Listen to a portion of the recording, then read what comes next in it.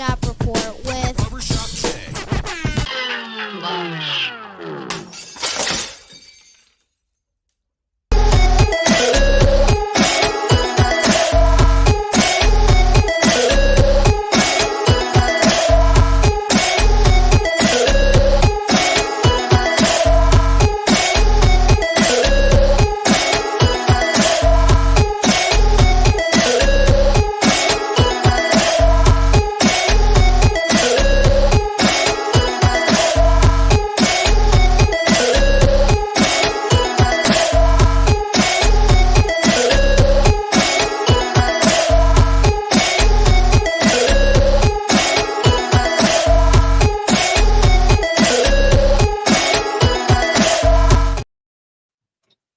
What up, sports fans? Welcome to the Shop Report special presentation of the Turnbuckle. I, of course, am your host, none other than Double J, Creative Control J.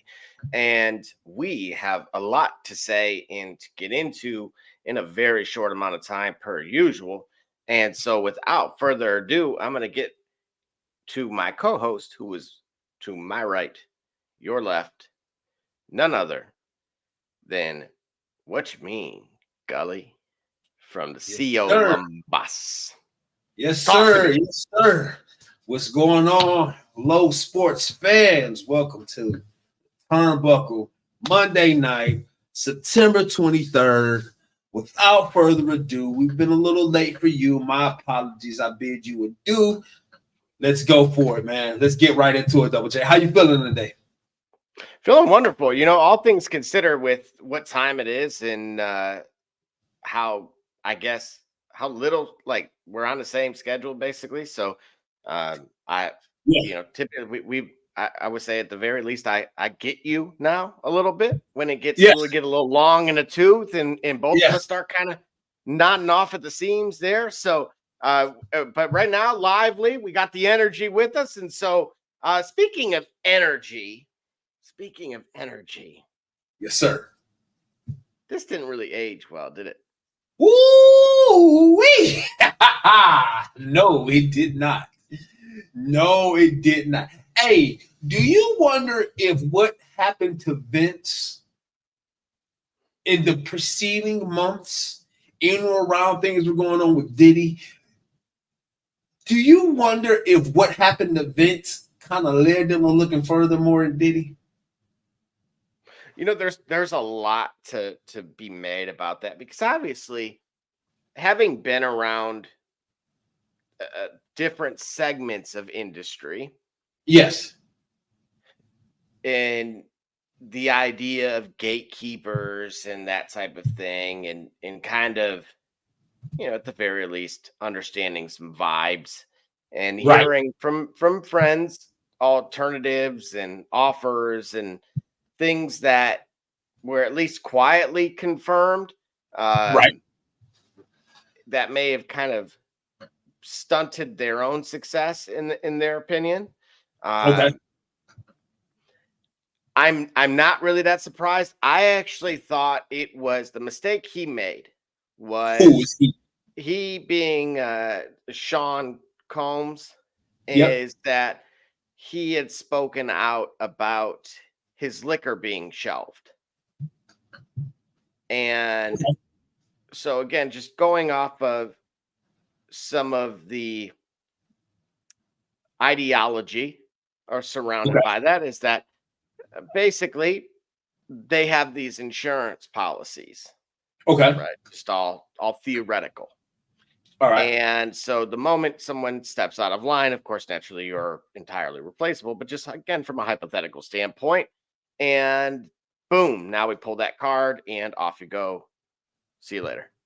So this, to your point, though, that kind of ripple effect isn't really all that surprising. Right.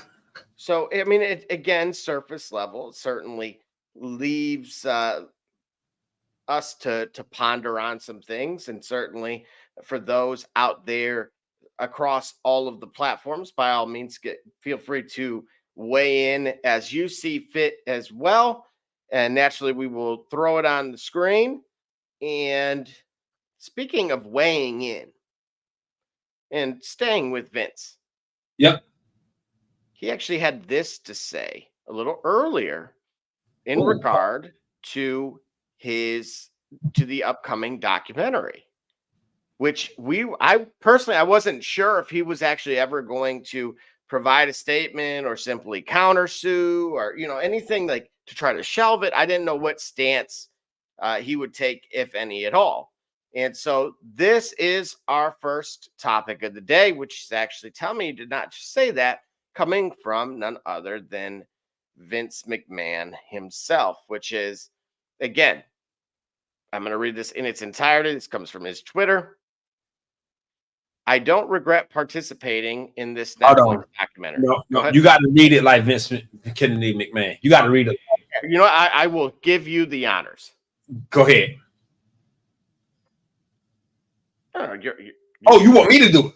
Oh, yeah. Don't regret participating in this Netflix documentary. The producers had an opportunity to tell an objective story about my life and the incredible business I built, which were equally filled with excitement, drama, fun, and a fair amount of controversy and life lessons. Unfortunately, based on an early partial cut I've seen, this doc falls short and takes the predictable path of conflating Mr. McMahon character with my true self. The title and promos alone make that evident. A lot has been misrepresented or left out entirely in an effort to leave viewers intentionally confused. The producers, who use typical editing tricks with out-of-context footage and dated sound bites, etc., to distort the viewer's perception and support a deceptive narrative. In an attempt to further their misleading account, the producers use a lawsuit based on an affair I ended as evidence that I am, in fact, Mr. McMahon. I hope the viewer will keep an open mind and remember that there are two sides to every story. How'd I do? Fantastic. Was I close enough? It given 10:41 on a Monday night, I think it beyond past the test. I tell you what, my man knows how to listen. If you want to define a shade of gray in the dictionary, put his face next to it. Because I'll tell you what, he did a great job at letting you know you about to see what you about to see, but it's not about to be what you think it's gonna be. And he's telling you, yeah, you're gonna see that, but that ain't what it is. Even though you know exactly what that is. But it'll make you question, is it what it is? He is the gaslight inside of every oven. You think about it, he's the gaslight inside of every restaurant. That boy stay lit and gaslighting you. You know exactly what you're about to see from him. And know exactly what that is. But he telling you, hey, they're gonna cut this, they're gonna edit this. And you know what? He's not wrong. He's not wrong. He is not wrong. There are going to be some deliberately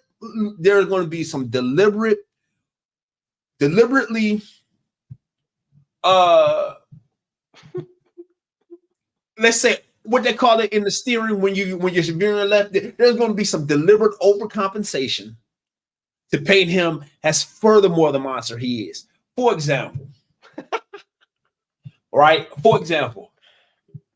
it was, if you remember the biopic, What's Love Got to Do with It? You know, biopic story about Tina Turner and Ike Turner. That SA scene did not actually happen, but it was added to further demonize or demonstratize, if you will, Ike Turner's character. He didn't actually do that, but that's about all he could say he didn't do, considering everything else about his character that was depicted perhaps accurately. Okay. He's holding on to, no, I didn't do that. But what does it matter? You did everything else. So why not believe he did this? Well, this is what this McMahon is saying. in a sense, I believe. He's saying, yeah, they're going to tell you some stuff that I didn't do, even though there's enough. So it's almost like you don't really have to lie, but what's really going to grab this? What's really going to further make you feel a certain type of way about this character? So if we're talking about that biopic that I just named you, I'm going to tell you the effect it had on me. I didn't want to see Lawrence Fishburne in another movie for years. For a couple years. I really didn't like him because he sold that part so well. And when I saw that, even as a very young kid, that was very hard for me to watch. And I had a problem watching him on camera because that's how much it dove. That's how much it impacted me as far as his character or his portrayal of that person. If similar things are being done in this biopic about Vince McMahon, it's gonna make you feel a certain way about a guy that you already don't feel and understand. Just like to tie this in right to the picture that that we showed to our fans, to tie this in, Vince McMahon, I feel, is one of the 3 most influential public figures of the 21st century. Wow. In hip hop, Sean Diddy Combs is likely no less than 3. Perhaps he might be the most important figure of hip hop in the 21st century. We know what Bad Boy Entertainment's run. Whoa. Over yes. Sean Carter? Yes. Because their rise was hand in hand. Matter of fact, if you think about it, remember, what's Jay-Z's breakout hit? Now, Hard Knock we Life. know. Okay, guess who produced that track? Who was the EP? No, Hard Knock Life. That was Diddy. Remember, they both agreed that. I guess they don't. I think that's a gift to the culture. So sampling that, I believe, if for future artists who sampled that track, they can do it kind of like they don't have the legal the royalty or the copyright issues that they don't have to litigate that as much. And I'm saying it in general terms because I can't remember. I don't want to mistake the specifics, but basically that was a gift that they both said for the culture of hip hop. So sampling that song, you don't have to go through as much as if you wanted to sample any other song in hip hop, right? If you wanted to sample a song for a future track. But that was both Sean Carter and Diddy. You like I say, you look at Bad Boy, you look at the effect that Bad Boy has had on the culture. One half of the supposed East Coast West Coast war, right? Bad Boy, the launching pad for arguably one of the best hip hop artists of all time in Biggie, not to mention a stable of artists that were important to the culture even during that time. We know who Jadakiss is, we know who Style P is, we know who Sheik is, we know who the Lox are, right? Okay, remember it was Craig Mack before him. Remember it was Black Rob. Remember there was 112. Remember there was Faith Evans. Right. Let us not forget there's Mary J. Blige. Forget Mace? I did not forget Mace. I didn't forget. I didn't get the chance to mention Mace. And then before there was Bad Boy Records, there was what he did for Jodeci in 90s R&B. Like P. Diddy might be, like I said, I think he's no less than 3. So you figure P. Diddy. Yeah, but wait a minute. See, this is feeling very Ric Flair-esque, right? What you referenced was a lot of the 90s. Right. Okay? But by the time you get to the turn of the century, we're talking a very different tune here. We're talking him with J-Lo. We're talking. Who did she date in the turn of the century? Well, no. Well, right. Remember, after her breakout hit, after the Jenny, what was it called? This Is Me Then. Right? What was that she did in after Selena? After the biopic? Jenny from the Block? What are we doing here? But right before Jenny from the Block, right? That period from 1999, from 2000 to 2003. Right, and you get to the I Need a Girl, coincidentally, with Usher. Okay, yep, that was post breakup. But remember, what was she doing from 2000 to 2002? Besides being in the private studio with Sean Diddy Combs. That's right. That's part of the Diddy effect. But this is the blueprint era. This is now we're emerging on the blueprint 2, and also speaking of sampling and iconic samples, a Tupac sample with his now girlfriend, who is then soon to be wife, right? That's got nothing to do. Ultimate. I'm talking about, of course, Sean Carter. Right. Okay. And then, by the way, speaking of production and who I threw in there, Big Brother was Big's brother.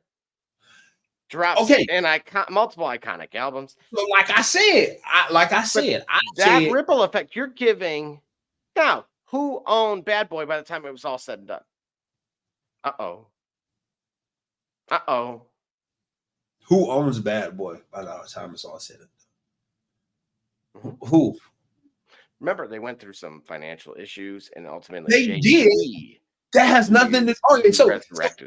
So even if you give Sean Carter, even if you give Jay-Z,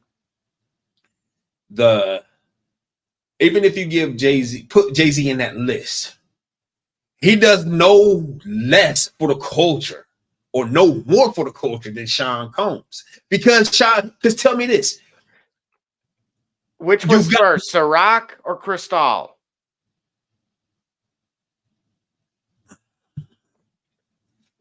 Which was first? Which was first, Sean John or Rockaware? I would actually give the edge to Sean John there. Right. In Macy's, no less. It was far more. Right. So I'm saying, so even if Jay-Z is there, Diddy is as important, if not more.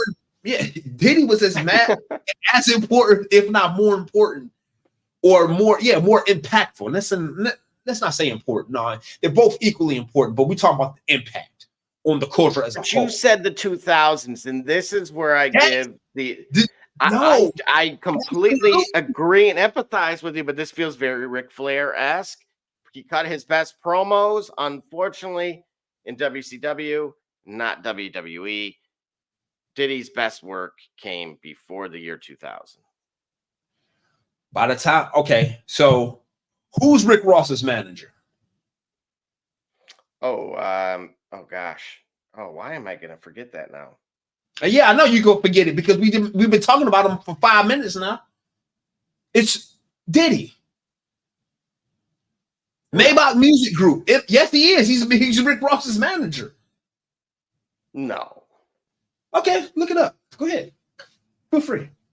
Who was? If he ain't now, who was?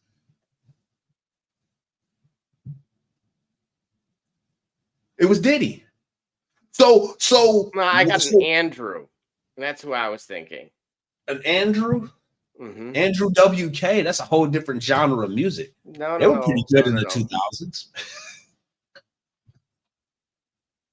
It was founded by Ross, but has been managed by several people, including Yvette Davila, the general manager of Maybach Music Group, Andrew Gertler,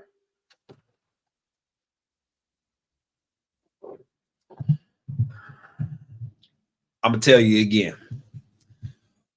Sean Diddy Combs has impactful, if not more impactful, than Sean Carter on hip hop culture in the 21st century.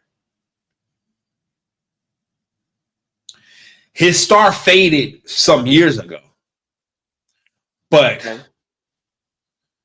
I know we're a quarter of the way in. That's right. Right. We are well past our break, but I'm allowing you under creative control. All that being said, that's why it's get us back. but that's why it's still as predictable as it is. That's why it's still as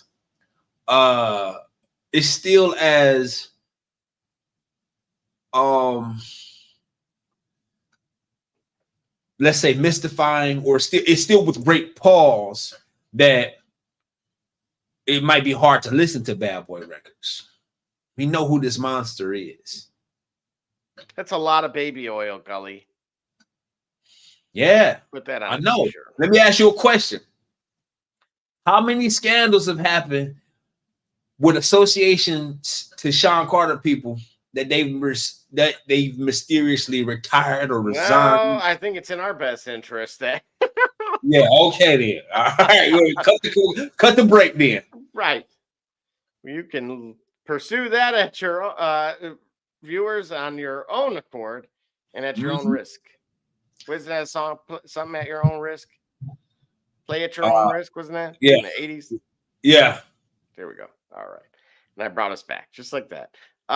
And so, with that being said, I completely empathize and agree with you to your point that Vince does a fantastic way of trying to get you to potentially not totally agree with Correct. the narrative that's being portrayed, and at the very least making you aware of that there is a narrative, that there is potentially a motive that is a little cynical in his mind. Right. The idea of it is he's not telling you not to look away, but he's telling you, well, he participated in it. yeah. So that's what I'm saying. That is a master. Well, I mean, remember, he did this in 1997. Brett screwed Brett. No, he didn't. Mm. And he told you that. And then went about creating a means to be able to tell you that. Like, listen, I'm willing to bet, if you ask me, Kim Kardashian, no. What's her name? What's their mama name? Kim Porter. No. What's Kim Kardashian's mother name? Oh, I thought you were talking about Puffy's kids. No. Whoa. I almost said Caitlyn Jenner. Well, that's true. It's late. Wow, Chris, thank you. Chris Kardashian borrowed from the Vince McMahon playbook. Is she Jenner or Kardashian now? Whatever she is. I'm gonna lean right into what you see and create that. He leaned right into what he created. It created a character out of a real life event where the fourth wall of professional wrestling fell down in a major way right on our TV screens, right? And in a major way. He did a curtain call himself. He contradicted himself by doing a curtain call in front of the audience and leaned into it and created an entire character, making us believe that what we saw was an act of fiction, when in fact he turned something serious. He turned something that was true about his character into something that can be entertaining and be entertainment. Well, he did that a number of times, right? He did it a number of times, but he didn't do it. He didn't do it. Look, the title of our segment is actually because of one of those events. Yeah. So that's what I say. I mean, he's masterful at that. He did not run away or necessarily. He's not denying what you're about to see in a way. He's letting you see it. He's letting you see it for yourself. But he already telling you, what you see ain't what you see. Even though you're looking at it yourself. Remember, R. Kelly said that's not me on that tape. Oof. And from what I'm hearing, the other tapes make a particular tape that starts with an FD. Steam mild is what I had maybe stumbled across, at least what it said. So stay tuned for that, again, on your own IP address, certainly. Yes. And nevertheless, as Tupac once said, there's going to be some stuff you're going to see. It's going to make it hard to smile in the future. Yeah. We'll There be you right go. back. We'll be right got back, it. guys. Cleaning the cracks on your pavement surfaces can take hours and be torturous on your body. Until now.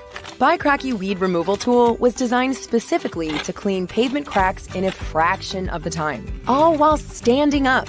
Cracky's patented design incorporates a two-sided steel blade and is encased by a durable fiberglass shell. Simply use the large end to clean big gaps, then rotate and use the small tip for narrow gaps.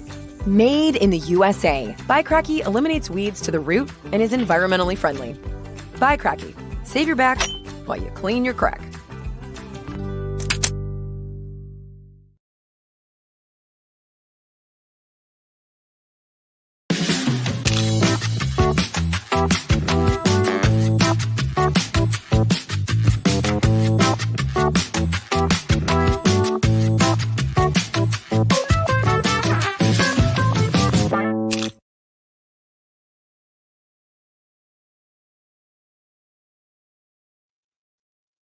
Right. And just like that, we are back.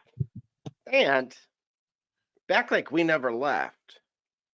Well, Gully, speaking of great returns. Can we talk about breaking news? What do you mean breaking news?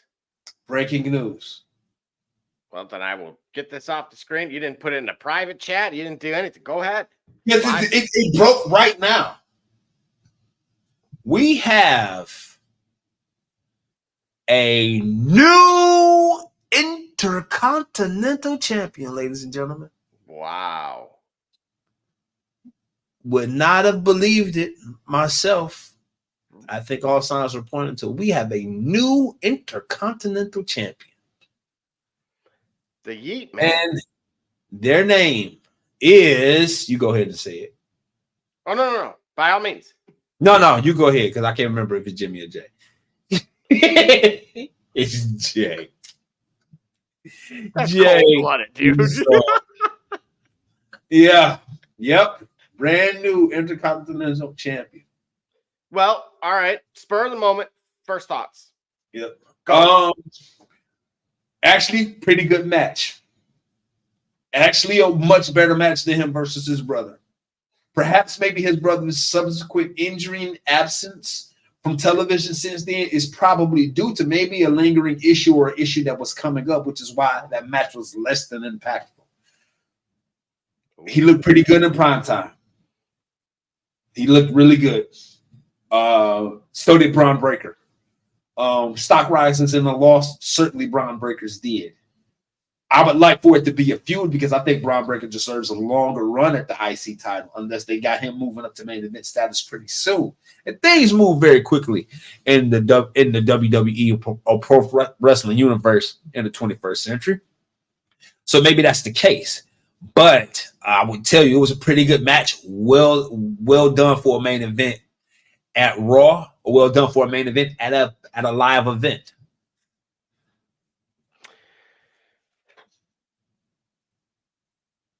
If you're shooting on this, which now we have to. Yep. Obviously, you just kind of laid out a potential pathway for Braun Breaker. Yep. What I find strange about that is he kind of pulled the John Cena with The Rock. Okay. And only to not have the title. And again, a lot can change, of course, from a production standpoint, but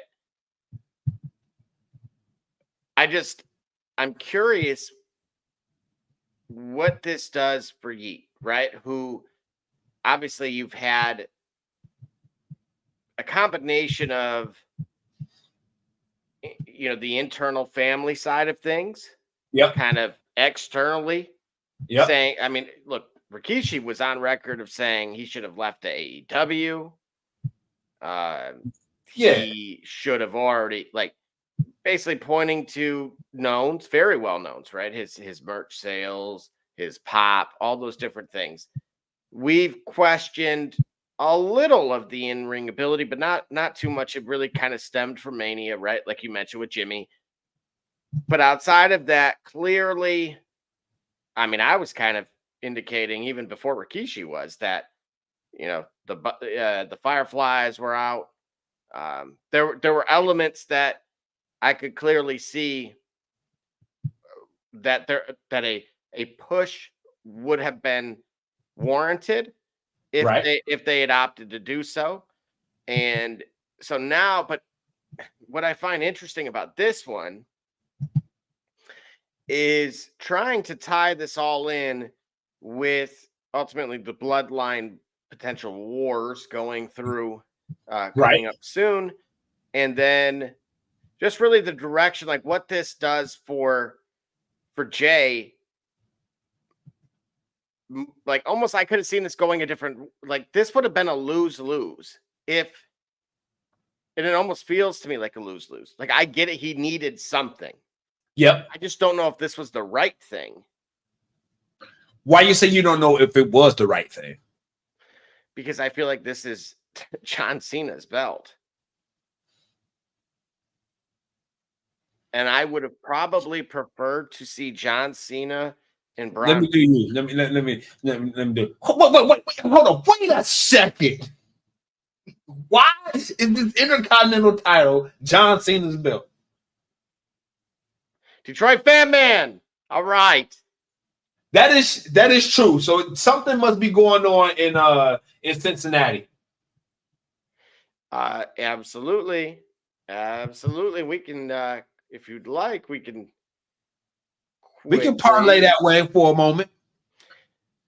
I would say he's not referring to the Buffalo Bills and Jacksonville Jaguars because, of course, for those that don't remember, the Jags with Trevor Lawrence have not won since last year. And that's like Barbershop Jay and his wins. So needless to say, unfortunately, Trevor Lawrence is starting to do the opposite of what he was known for, coming through the high school and college ranks. And do you make a move, Gully? With Trevor Lawrence? Yeah. This is his third season, right? Mm-hmm. First half year was under Urban Meyer. And we know how that went. Yep. And just for context, he is referring to the Cincinnati game. And believe it or not, Joey Burrow, he may need to get rid of those highlights, bro. I'm going to tell you what. The Bengals put up 33 points. They allowed 38. In a loss. Right. So what do you need to see from Joe Burrow to stop you? Do you remember the 2002 Dallas Mavericks, Don Nelson? Michael Finley. What happened? What happened? Hang on a second. Michael Finley, Steve Nash, Dirk Nowitzki. Yeah. Great team. Name me a great defensive stance that they had. Oh, no. Remember, Don Nelson was on record saying our best defense is our offense. And I think that was echoed by like Mike D'Antoni in Phoenix like 2 years later. And what and those teams have a total of how many championships with that philosophy? Right. 0. Right? 0. So this is fantastic, by the way. Are you seeing this? Yeah. First game since 1940 with no turnovers or punts, which is just for anyone. Look, I always find this kind of odd, right? So I had seen from the DraftKings space, free plug, that for this time, they were saying like, hey, you can bet a drive, right? The result of a drive. Yep. Wow. So coincidentally, to see something like that, knowing that's one of the 4 options, there are probably some very sour people, or there's somebody that finally caught on and maybe rallied at the end. Gotcha. Best rookie quarterback completion percentage. This is what is absolutely infuriating for somebody like me. Why? Right? Because on Saturday, so a mere 72 hours ago, I'm telling Barbershop Jay, Jaden Daniels was only capable of throwing one route. As someone who has Terry McLaurin, Scary Terry, and has had to suffer just letting him rot on the bench. Yep. I don't know what he did. He could have had 5. He could have done absolutely nothing. But to see the best rookie quarterback completion percentage, yeah, from a dude that couldn't do anything outside of running for his life the first 2 weeks. Right. That is why you have to keep an eye on the trends, folks, because once you think you know, you have no idea. Oh, okay. Okay. Real world. All right, for sure. And Joe Burrow's frosted tips look terrible. You know, I don't know if I'm comfortable saying that. I'm merely repeating. Yeah. I don't know if I'm comfortable repeating that. It just reads funny. You know what I mean? 92% of his passes. What I would like to see actually is basically just a graph of where those went. The Bengals had 0 pass rush. This is what I'm saying. So I told you that. So those that watched Saturday, I said that 36% of the time across the entire league, which is the highest since like 1960, they're running the two high safeties, which is not new, right? But it's just by default. This is what Mel Kiper was flapping his gums about, saying they need to ban it. 4 for 100 and a touchdown. You got to be joking, bro. This is why I'm 0-3. 4 at least in that league. Yeah, 4 for 100. So 10, 11 plus with the bonus, 4 for the catches. So now we're at 15. 6 more, that is 21 because of the touchdown. I will tell you right now, you will see 3 names on there. Shaheed with a goose egg. Ramondre Stevenson, 0.3. And I'm sure I would be able to find another. But I could have replaced with Bo Nix on the bench. Terry McLaurin. And that, ladies and gentlemen, is why you cannot get lost in the moment and just focus solely on what you have seen. You have to keep digging and looking because, as I stated a moment ago, that is exactly what will happen right when you're ready to write everyone off. 4 for 100 in a tutty. Yep. See, that's why I quit playing fantasy football. I just do pickups. Who did you pick on that? Did you really pick the Commanders? I picked the Bengals. I did too, for a lot of points. Yeah, well, you know what? My strategy is working now. Got a strategy there. And despite the Bengals not coming through, I still won the week. What? And now I won the week, bro. I've been second. Me and brother Rich been 1 and 2 last couple weeks, and I won the week despite the Bengals. Quietly losing here too. Yeah, I won the week. Hey, listen, I ended up in third. Marathon, not a sprint. I understand what NASCAR is. You just got to be within range, be within striking distance, Yeah. Oh yeah. Boy, you really went with the Rams on that one. Oh yeah. Oh yep. That's right. I did. Hold on, wait a minute. Yeah. How did Megan and Bro Rich, of all people, picked Washington? Yeah, they picked Washington. They did. I don't know how, but they did. Boy, Barbershop Jay had a rough week. Yeah, he did. Gosh. Oh my. Well, long season. I'm trying to think what my against the grain pick was. Oh yeah, my against the grain pick was the Rams. I'm gonna say that because me and Barbershop, because we great minds think alike. Yep, me and Barbershop, we went against the grain. Basically, a pick that I had that nobody else did. Yeah, I think that was my pick against the grain. She's saying strategy. What strategy? Yeah, exactly. Same. Yeah, right. I'm wondering the same thing. What strategy? Yeah, all right, you strategize. Yeah, I'll tell you what. That's what I'm saying. When you tell me, all right, in the regular season, high scoring games. See what you said. What you? Oh yeah, let me finish the thought. When you tell me high scoring games being left up to your quarterback to win them in the regular season, okay, I tend to lean less on that. Why? Because your QB, most important player on the field, your QB has probably largely done a great job at keeping your team within the game in the regular season. In the postseason, it's win or go home.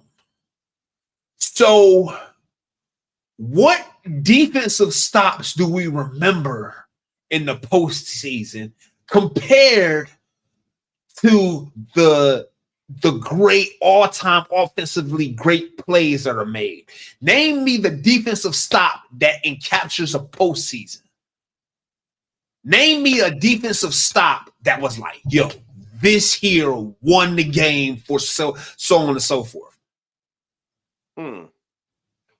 But I can tell you this. Marshawn Lynch's run, the 7-9 Seahawks, Marshawn Lynch's his TD run over the Saints. Yeah, Alex Brown, friend of mine, can carry his wife. That absolutely, yeah. Right.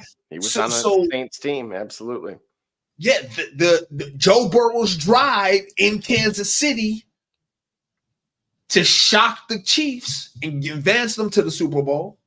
Oh.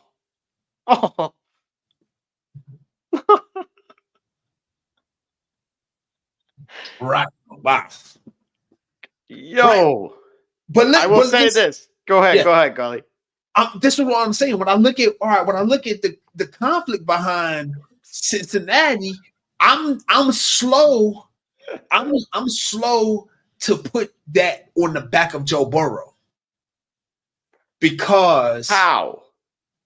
Because for the second consecutive year, he's started the season without his primary rusher. When Mixon got injured 2 years ago. Whoa.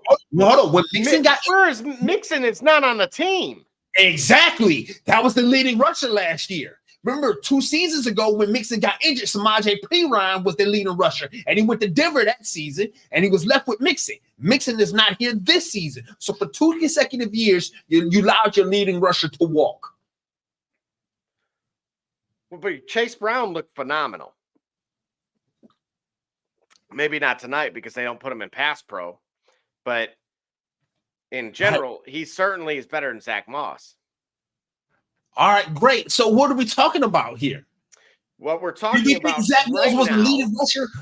Do we think Zach Moss do we think Zach Moss is a leading running back in the conference, let alone the AFC North? Not at all. Not for me. That's why I drafted Chase Brown. So no disrespect to the dude because I don't know that he's there yet. I ain't writing him off like he a bum, like he started, like he's not going to be. But the point is, if you're the Cincinnati Bengals, you had a taste of the Super Bowl. You were a drive away from winning it. You're now in an uncomfortable position where, all right, teams that proven that they could be there now have the responsibility of showing up there again. The Bengals have been on the clock for 3 seasons now. The first of which is when they shown that they can do it by shocking the world and beating a Chiefs team that was probably on the verge of a three-peat back then. They have not yet even returned. Well, I mean, we know that when you're playing with the Chiefs, you got zebras to worry about. And now, and also in fairness, the rematch of the conference championship was down to a pass interference or a penalty that was not called. Or was called. It was a controversial call, and that's become the Chiefs' MO. in a lot of close games here lately. But the point is, the Bengals, elite teams, they have the responsibility of overcoming that. The Bengals have not. This is their third season now. They've taken less, right? You have conflict, it seems like, at your receiving core. You don't have the elite running back that can carry you through a division or can carry you in the clutch, right? Again, I think depending on, and this is really difficult to say, but this is just in the moment right now without looking at a box score or anything. Zach Moss could have went off, but when I see that you scored a touchdown or a field goal on every offensive possession and did not have a chance to win the game, it tells me you need to make some sort of change. Where? Offensively or defensively? Both.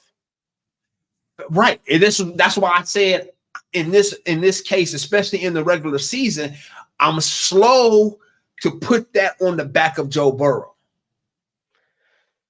Because I'm looking at the other elements of a team that needs to be there in order to put Joe Burrow in a position to win. All right, remember, one of my favorite quarterbacks, two of my favorite quarterbacks. You know who they are? Eli Manning and Joe Flacco. What did they do? Now they're both your favorite. Two of my, I tell you, I'm Team Flacco. I knew you were Flacco. And Team Eli Manning because in the postseason. This is my point. In the postseason, when a defense is capable of making clutch stops and it comes down to making an offensive play, when your defense can put you within range, Flacco proved it in 2 postseasons. Absent of Lee Evans catching the end zone, they would have probably had back-to-back Super Bowls. And Eli Manning proved it in 2 postseasons by beating Tom Brady, the greatest quarterback of all time, in Super Bowls, and actually doing it statistically better in both Super Bowls, outperforming Tom Brady. When you have a defense that's able to keep it within range, your quarterback is supposed to bring it home. Both Flacco has proved it in the postseason. Eli Manning has proved it in the postseason. This is why, in order for that to happen, your defense has to prove themselves elite before you get to the postseason, such that your quarterbacks, because in those championship moments, are more like Mariano Rivera. You give it close to me, I can bring it home. Well, go ahead. As Detroit fan man's weighing in, saying, watching that game, the Bengals need some emergency help defensively first. I mean, Cincinnati replaced DJ Reader with. Exactly. Jaden Daniels was comfortable back there. I'm sorry. Yeah, but you know what? This is where I'm going to defend them a little bit, just a tad. With when I brought up the too high safety look, it is daring teams to go over the top, but really more so saying go ahead and take the underneath. And allowing it, and as I told Barbershop Jay and yourself as well over on Saturday, that it's allowing teams to have more time in the pocket than they're accustomed to. Okay. And because they're taking those reads away, just by default, as long as you have some semblance of a pass rush, usually they get through. What we're seeing now with Cincinnati is that clearly they do not whatsoever. At least evidently, and that, of course, is a problem. A bigger problem, I would say, is this. Since 1990, 162 teams have started 0-3 in the NFL. Only 4 of them have gone on to make the playoffs. What are they? In what years? My guess is give me a Packers team. We would go with who else may have started in 0-3. It couldn't be the Lions. I can tell you that right now. Let's go 0-3 team. Here we go. The 1981 New York Jets. Okay. The 82 Tampa Bay Bucks. The 92 San Diego Chargers. The 95 Detroit Lions. The 98 Buffalo Bills.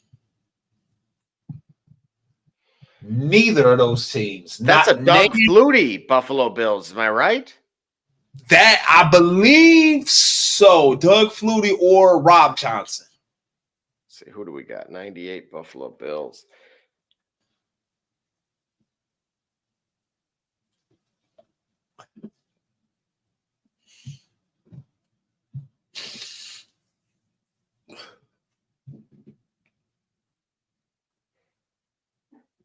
Doug Flutie. Yeah. Andre Reed and Eric Molds are the receivers there. So that'll take, and then 95 Lions. I mean, Detroit fan man should know that. That should be, of course, Herman Moore, Johnny Morton, of course, Barry Sanders.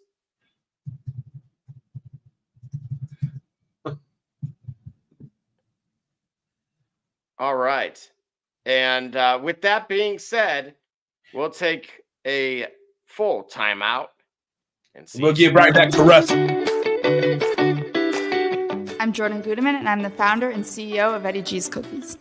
I was first diagnosed with a nut allergy when I was young. At the time, there weren't a lot of labeled items that said if there may contain nuts or there are nuts in the food, so my brother and sister and I baked a lot at home, and we enjoyed treats from mixes and things like that, but I noticed that it was not the same as what my friends were enjoying, and I started making up my own recipes. When it was time to pick a career, I decided to start a bakery so I could share my treats with everybody else. When I started creating my recipe, I was taking in all the things that I thought I was missing out on. A soft, chewy center, a crisp outside crust, and a taste that is just like it came out of the oven at a bakery. When I put all those things together, I had come up with a recipe for a dream cookie.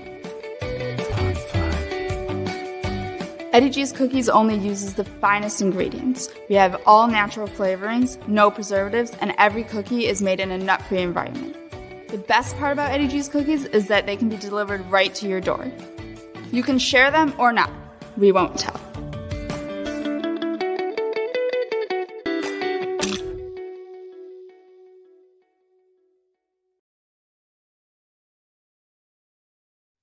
What it do, sports fans? It's your man BSJ from the Shop Report. And guess what? The shop is now open for business, baby. If you're on Facebook, go to our fan page, The Shop Report, click on More, and then Shop to view all products. Or if you're on Instagram, click on the Shop tab to see all our products. I mean, what you want me to do? I'm selling merch here.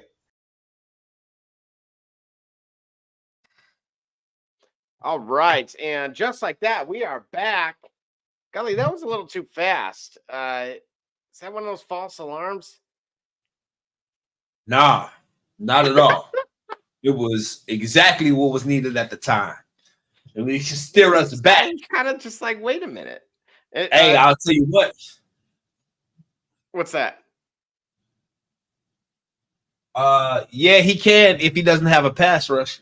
Remember, we are dealing with professionals here, and professionals with some type of potential are capable of doing that, Detroit fan, man. And clearly, if you don't have a pass rush, if you playing Madden on rookie, golly, there's a reason it's never been done before. And I'm not. Yeah, because they never had a pass rush. Right? I mean, if I pass Denny Green here, they are who we thought they were. Listen, it's never been done before. Well, guess what? Tell me what type of pass rush did you have tonight? Well, if you're on the wrong side of history, chances are it wasn't a good night.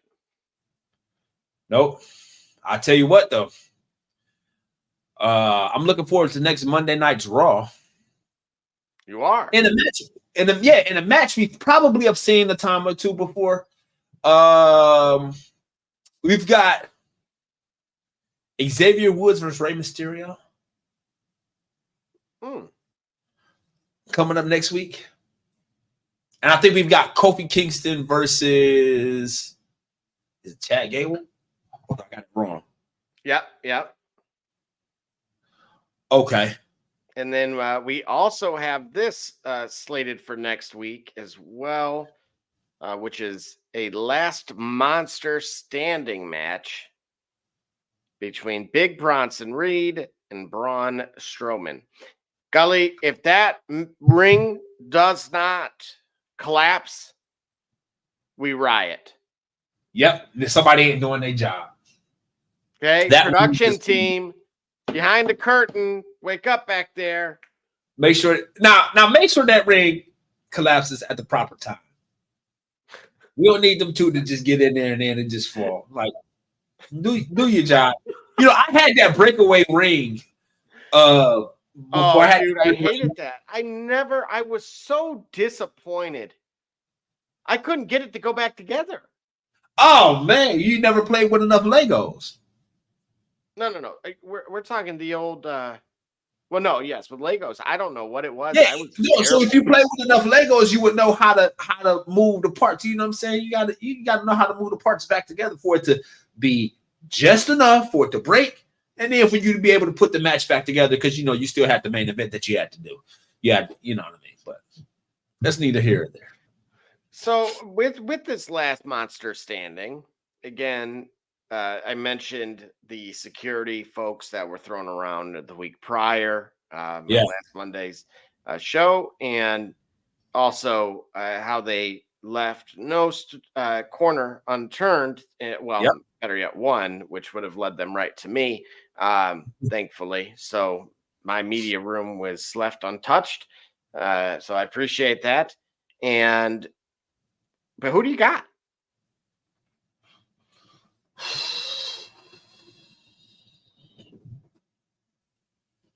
You blowing out Joe Boo's candles? What's going on here?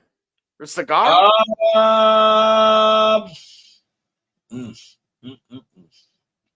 The established guy or the new guy?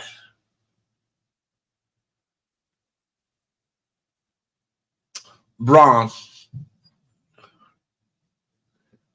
I've got Braun. Not Braun's son, but Braun. Oh, I was like, all right, what are we doing here? I got Braun Strowman. I'm like, how are you we're at this point of the show. You can't pick both. I'm torn. I am torn on this one. I could see it going either way. And I actually would be okay with that occurring. I would say give me a double disqualification or something along those lines. Let Butch interfere or someone, and we'll pick it up right where we left off at a PLE. Actually, and before we dive into any more of those, I wanted to get into this just really quickly. Yeah. So over the weekend, mentioned that as you see here, our favorite champion, Cody Rhodes, went to his high school reunion. Yes, he did. It would be very cool if he did attend Brandy's. I think that they allow significant others.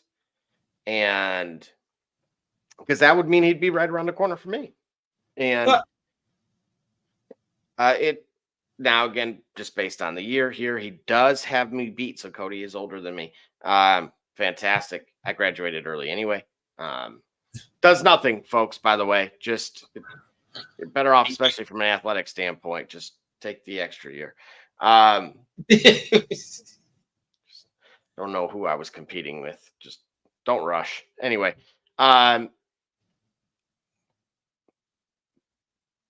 Drake once said, make everybody go through security clearance in relation to the possibility of him going back for his high school reunion. Yeah. Is this the ultimate flex? Yeah, if you want it to be. But really, this is indicative of who Cody Rhodes is. He's a guy that makes it. He's a guy that makes it. Are you telling me you want me to believe right now he went there and said, what do you want to talk about? I can tell you this.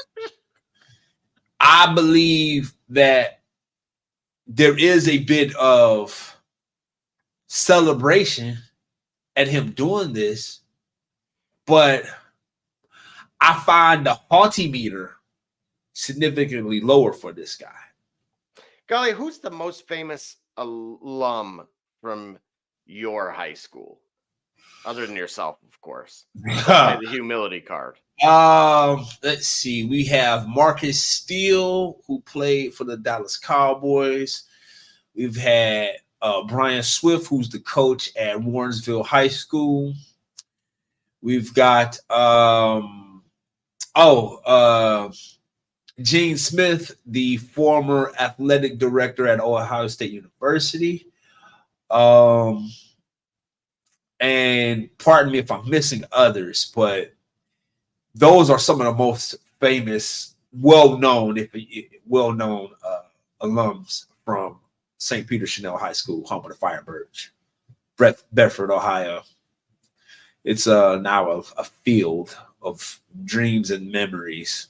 But yeah, those are some of the most famous. Very, very cool. So yeah, Bam Childress, matter of fact, Bam Childress. Yeah, I forgot Bam Childress, Mr. Football. Yeah, he also was from our high school. Super Bowl winner with the New England Patriots, by the way. Brandon Bam Childress. There we go. Yeah, fantastic.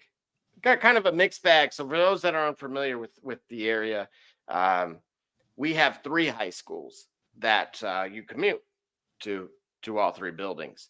Okay. And you have 10 minutes, at least, unless they have softened that and given them a little bit more time. That would be nice. We certainly would have appreciated that back then if they do that. However, so friend of mine, of course, Devin Thomas, Super Bowl winner with the Giants on Eli's team. Of course, Brandy Rhodes, as we've talked about. Yep. And another Brandy Love, Shop Report After Dark. Yep. Don't Google that, kids. And let me put my phone. And of course, Tyler Sagan, another nice, it was fun to cross paths with him as well. NHL star for the Dallas Stars. Dallas Stars. And I'm trying to think. Bazzi, the singer.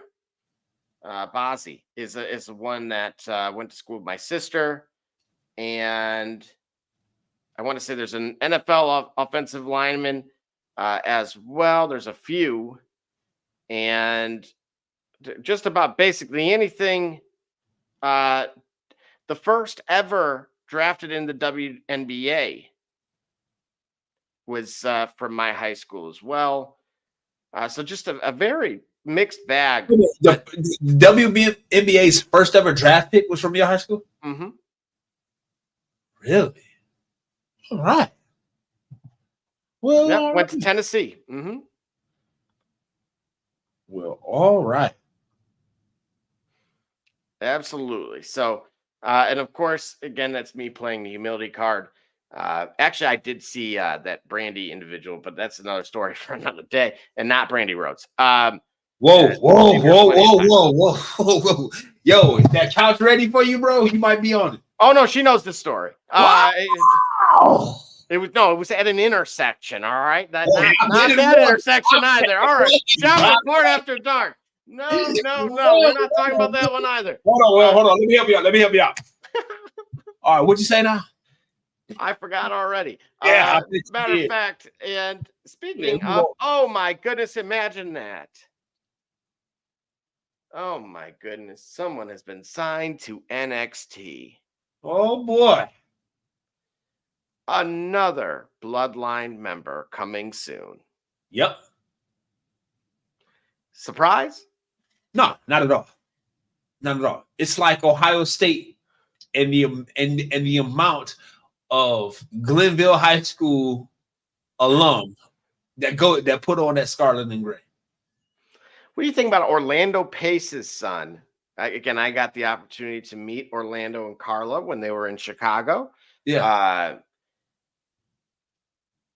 How do you feel about reaching that stage where now the children are the legacies are hitting that, taking that next step there. I mean, it's as great a feeling as you getting there yourself. But I'm saying witnessing that, knowing that you watched the latter, like Moose Muhammad, right? Who was in Chicago, for a cup of coffee, got to know him as well. And of course, has been wildly successful on the business side for those that aren't familiar. Again, you know what? I will say this. This is why I always trust yourself, everyone. He was ridiculed in the Chicago Sun-Times. I'll never forget this about his investments, and specifically within the real estate realm. Yeah. Yep. Boy, did that flip on its head for the writer. But you're right. If he you know what, it would be worthwhile to have a talk with him to find out exactly. Dude, I'd love that. I would absolutely love that. Oh man, yeah, because the idea of it is, and you've seen for yourself the level of ridicule that he had from those same strategies, from his plan, the skepticism and doubt and cynicism he received, only for it to work out in such a way where now he's flourished. Yeah, again, he's in the Charlotte area. Of course, matter of fact, I mentioned this to someone a little earlier that we're starting to see a lot of high school coaches. I know you mentioned one that played at a high level. There's a team out in the Charlotte area that is coached by Greg Olson and a couple. I think Jonathan Stewart's a part of that coaching staff. Oh, really? A couple guys. Jason McKee, of course, is at Carmel in not Indiana, but in the Illinois side. Right. I got a couple. I got Albert Evans and a couple other of the Purdue guys over at Crown Point that went to a state championship in Indiana as well. So a lot of interesting movement going on. But Moose is still out in that Charlotte space, and again, he has that burger chain that is just on fire. And meanwhile, the Moose Muhammad III, of course, is at Texas A&M. Yeah. That's what I'm saying. It's as great as you doing it for yourself to see that your legacy has been influenced by you and your success, believing that they can do it too. Certainly with your help and encouragement, and maybe your efforts to put them in the right position, right? Which is only what you should do. Which, I mean, what's nepotism for, right? What's the whole purpose? But wait. So I want to ask you about that just quickly, because we've seen this Brown Breaker. We've seen this Cody Rhodes, Randy Orton. So what is the purpose of you? What is the purpose of you doing great for yourself when we say, "Hey, I want my kids not to have to go through what I went through"? In order for them not to have to go through what you went through, if you only say that when you want them to have more than what you had, or them not to experience the hardship that you have. How else do you do that? You take your success and you leave a trail for them you lead block for them. You become a fullback for them to flourish. Okay, but something I want to ask you, because I seen this from Amon-Ra St. Brown's dad, who of course was, I believe, Mr. Universe at one point in time. And again, especially with kids in both sports and again, we're seeing this with some of the bloodline members that participated in other things. I mentioned on the previous show that one of the cousins is in collegiate volleyball right now. I think also coincidentally, was she at North Carolina?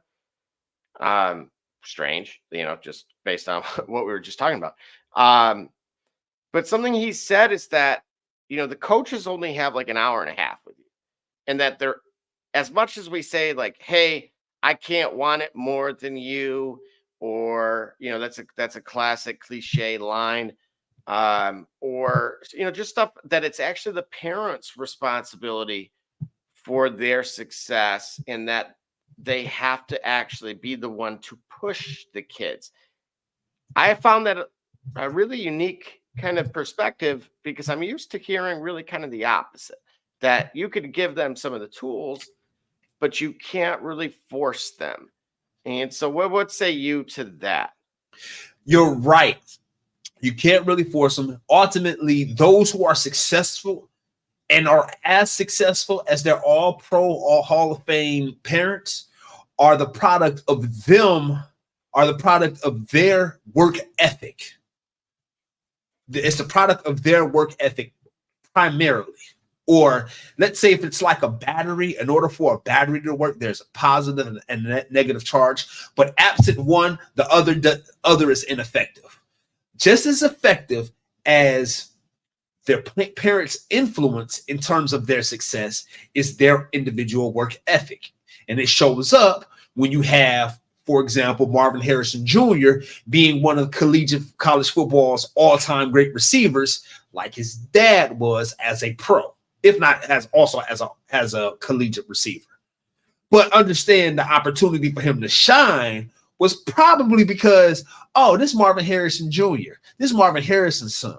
We saw what he did with Peyton Manning. We saw what he did for his career. So we'll go ahead and just give him a shot.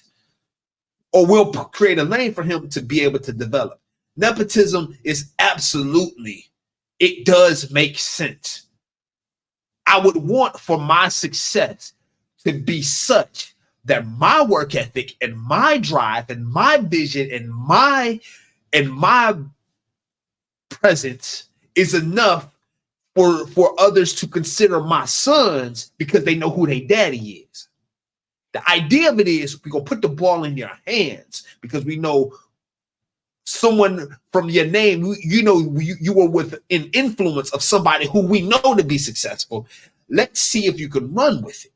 The problem is many people get the shot and keep the shot just because of who their daddy is. I'm saying give me consideration because of my nepotism. Allow nepotism to give you consideration, but it can't be. I don't think you would do yourself a disservice if you let that be the only thing that allows you to consider somebody. Again, like I'll put it this way. Steph Curry said it, casually even speaking. He says he probably wouldn't have gotten in the NBA if it wasn't for his dad. Steph Curry's work ethic is why he's one of the all-time greatest shooters. But he was 5'9", what was it? He's 6. He's undersized and undershaped coming out of Davidson. If it wasn't for Dale Curry, he might not have gotten that consideration. But because he was Dale Curry's son, they gave him a shot. And what did he do with the shot? He burned down the net. You follow what I'm saying? They go hand in hand. Absolutely.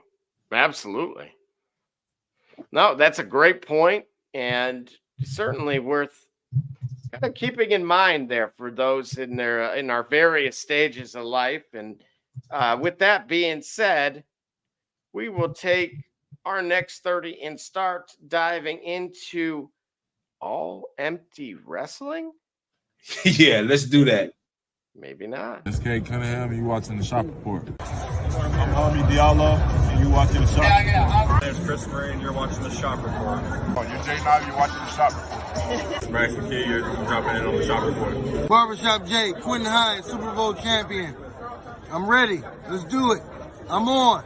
Hi, I'm Mars Man, we're from Mercury Stadium, and you're watching the Shock Report. Hey, I'm Billy Butler, and thank you for watching the Shop Report. Hey guys, I'm Les Norman, former Kansas City Royal, and you're watching the Shop Report. Commander Brown, Detroit Rivers Mountain Training, and I'm watching the Shop Report. Hey, this is Doug Flynn of the New York Mets. Well, a few other teams, of course, too. And you're watching the Shop Report. I'm Matt Ramos, and you're watching the Shop Report. How you doing? I'm Rajay Davis, and you're watching the Shop Report. How you doing? This is Nelson Figueroa, former Major League pitcher with a lot of teams. You're about to listen to the Shop Report. Hey, this is Howard Johnson. You're watching the Shop Report.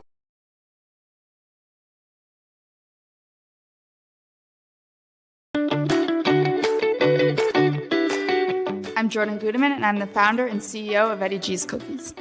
I was first diagnosed with a nut allergy when I was young. At the time, there weren't a lot of labeled items that said if there may contain nuts or there are nuts in the food, so my brother and sister and I baked a lot at home, and we enjoyed treats from mixes and things like that, but I noticed that it was not the same as what my friends were enjoying, and I started making my own recipes. When it was time to pick a career, I decided to start a bakery so I could share my treats with everybody else. When I started creating my recipe, I was taking in all the things that I thought I was missing out on. A soft, chewy center, a crisp outside crust, and a taste that is just like it came out of the oven at a bakery. When I put all those things together, I had come up with a recipe for a dream cookie.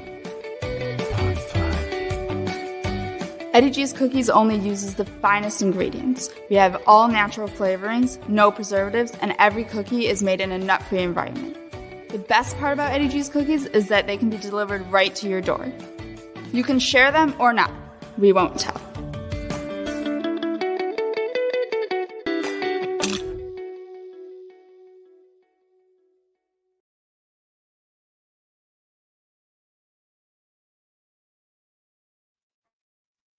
All right, and welcome back, everybody. Of course, we are reporting live, and so if I want to shout out everybody that is watching from, of course, Twitter, or otherwise known as X, Facebook, YouTube, and of course, Twitch as well. Gully, we have had a lot of heat that has came to AEW that has garnered the acronym All Empty Wrestling, or Always Empty. And here's an image that I wanted to show you that's been circulating. And as you see in that ring, it's, of course, Sheamus and Butch. Interestingly enough, again, this is not, to my knowledge, been doctored, is, remember, the brand is on fire, right? Said Mr. Shapiro. Yep. What say you to an image like this? All right. I watched the main event of Raw just a few moments ago. It would be hard for me to figure out where an image, how to compare and get an image like this from a scene like what we saw from Monday Night Raw, which compels me to ask, was this a dark match before or after Raw? This image that you have on the screen. Look, from what I've remembered, we've actually spoke about countless matches that these two have had. So if it happened to take place as a dark match, either pre or post, I would say, okay, I accept that, fine. Right. But unfortunately, I'm going to lean on the side of no, it was not. Okay, could it just have been, we don't want to see Sheamus and Butch, and we'd rather go get pizza and beer? You know what? That very well could be. Because you know, we've seen this. I want to say in AEW with Jericho. Oh, okay. There was a similar image that took place like when the match started. Yep. And then like immediately after the bell rung. Yeah. And it showed everyone, because again, unfortunately, it's just not, that kind of, if you think back to when, was it Edge? Was it Edge that said he was, who was it that Cody kind of took a Yeah, I'm just here to help out the young guys. Yeah. And Jericho clearly, at least in this immediate role, was kind of doing that more recently. And it just, that particular gimmick, if you will, is not really resonating. And so people felt like that was an appropriate time to use the John And And we're so, not talking about hey, right. So my thing is this. Look, we've talked about this a time or two, and about strategy okay. for these brands. And again, I'm going to go off the premise that the brand is on fire, and it's hard to argue that both are not on fire. Right. Because, of course, that AEW valuation. Yep. Again, from a third party, not from, Tony Khan. And so if I'm in upper management, and this may ruffle some feathers here, I don't care what this image when it happened. I'm looking at things and I'm saying, I have a proven model. And for those that have not had an opportunity, if you're in a business marketing class or just in a general business class, take a hard look at what UFC did to create kind of an infinity loop of content that allows the brand to kind of push both consistently and then also for their PLEs. And as we've heard with WWE and from just last week's show with that statement that they were going to put these PLEs out for bid, that historically, to my knowledge, may have not ever been the case. Okay. And what that really says to me is this merger is going to keep, the more things change, the more they stay the same, in a sense. Okay. You are really going to see the WWE take more and more pages from the UFC. And so immediately what comes to mind, and this is going to take you down memory lane with WCW.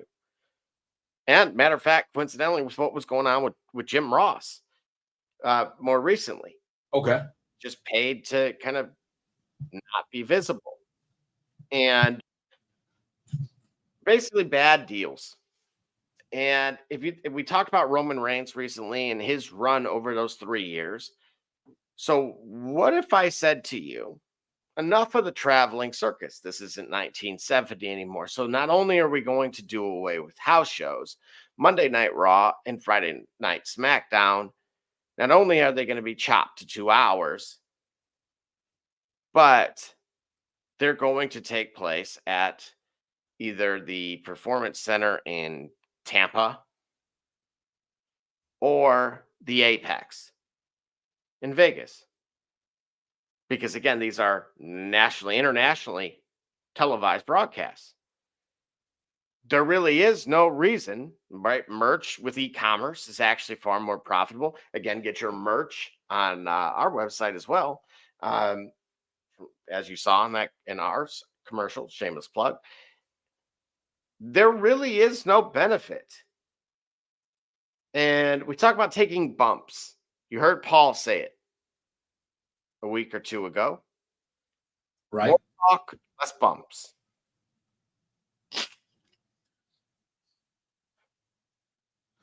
Keeping these with their feet to the ground. And now I no longer have to pay you, Roman Reigns, for all your travel accommodations. And you multiply that time, say 20, 30 people, right? We've seen this going back to the Total Diva days, that John Cena, of course, had a, charter flight. But for the others, they were taking a bus. Right. And they mentioned the tolls that would take on them. Well, if everybody stayed central and all you had to do was that same commute, no different than your typical 9 to 5, Dolly Parton. Right. Then my question to you is, that sounds like a way to save $300 million. Right. Right. Am I that much of a genius? Or can you try to put your creative control hat on and tell me why this simply cannot be? No, it absolutely can be. And And I think that's the direction, right? It worked for the UFC. If the product is valuable enough and attractive enough, it's not attractive simply because I can go there to see it. It's attractive because I can watch it from anywhere. So those who are able to watch it live, that is great. But what happens is people want to be able to see it. They want to go nearby, right? The idea of it is you're getting more people from outside of the central location to watch the product than people at the central location to watch the product, right? And that's only stating the obvious. But if I'm in Columbus, Ohio, and I want to see John Bones Jones and Stipe Miocic, I'll probably be more apt to go to Dave and Buster's in Columbus than to try to book a flight to New Jersey to go watch it live. I still want to see it. It's still a social activity and it's still very much entertainment and it's must-see TV for the sports fan, the combat sports fan that I am.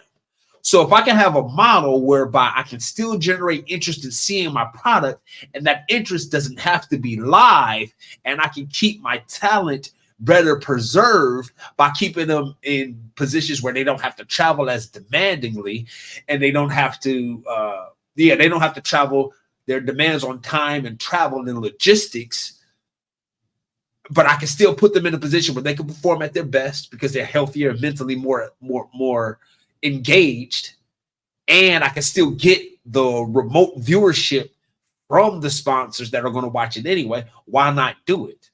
UFC proved it can work because the product is what people wanted to see, not simply where they wanted to see the product. They weren't trying to get to the stadium. They just trying to see it in a social atmosphere. That could be their home and their living rooms, which is why we got all these darn pay-per-view sports streaming networks, or at the sports bar. So it works. Can I ask you this? Do you feel like at what you just pointed out, you may not want to go to Atlantic City, New Jersey, but what if it was in Columbus, Ohio? Right. What if it was in Columbus, Ohio at the movie theater? No. What if it was in the shoe?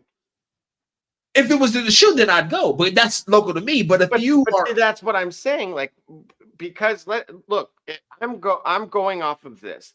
What this model does is it gives you a chance, right? Something that I think the general public are taking for granted right now is that the traveling circus comes to town. So you know what? If I miss it this time, if I miss SmackDown, then you know what? I'll catch Raw. If I miss Raw, I might get the holiday tour. But you know what? If that PLE comes around and I can get that chair and it could go home with me and I don't have to beat somebody over the head with it, but that's the only time they're going to be here at Ford Field or Little Caesars Arena.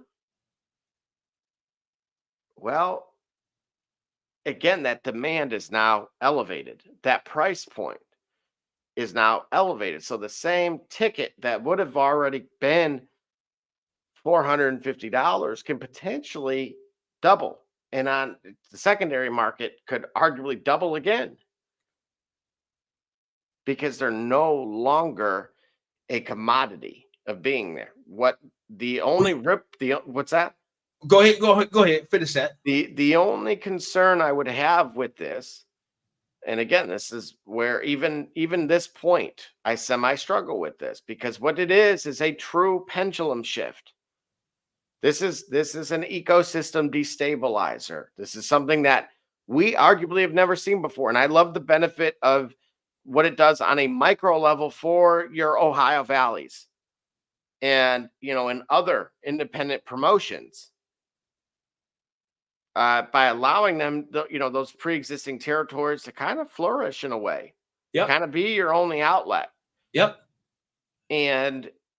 But at the same time, that is a little bit of a dice roll, despite us being in a connected digital space. I argue exactly the opposite. Go for it.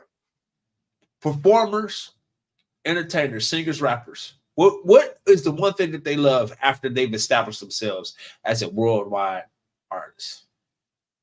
Has a multi-selling, has a preeminent A-list, maybe B-list artist. The idea that they can do a residency in Vegas, they can bring the same energy, same show every night, and they don't have to travel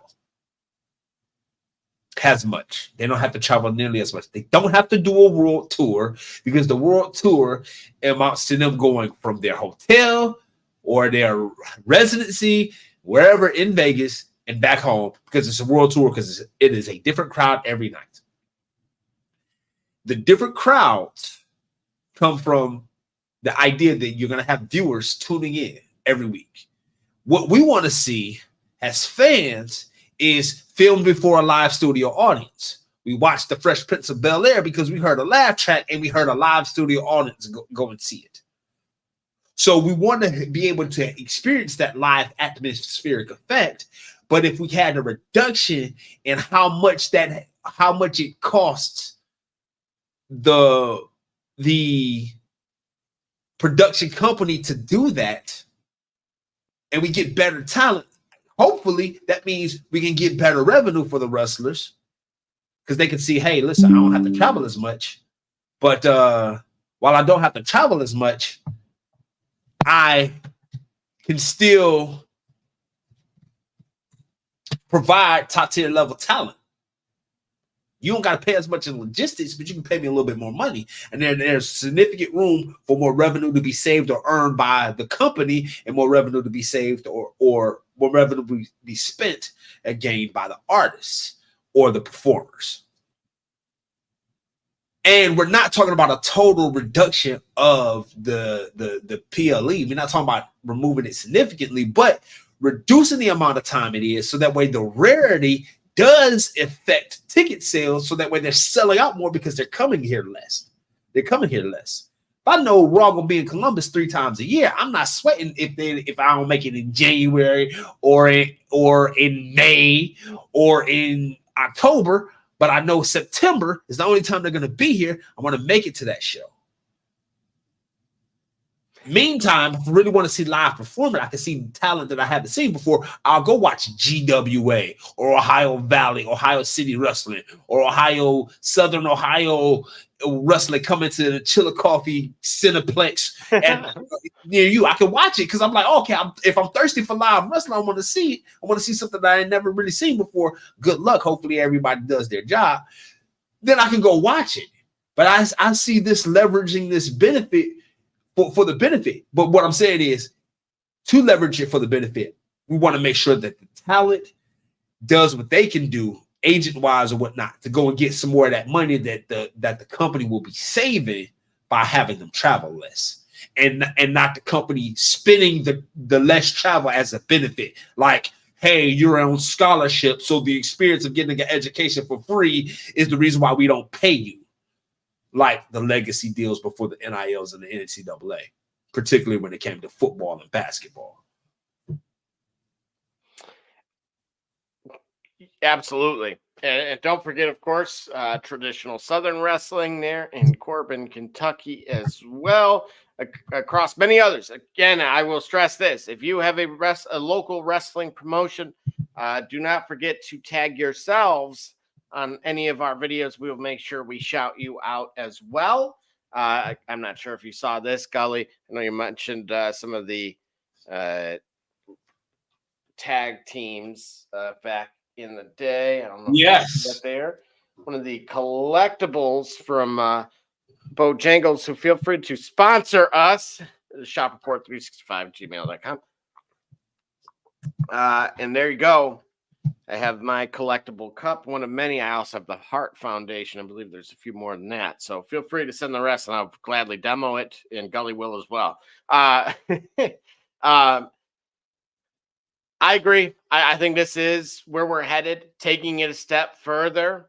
I think with the 2-hour thing, we were ahead of our time when we said with the draft that people should be going to NXT.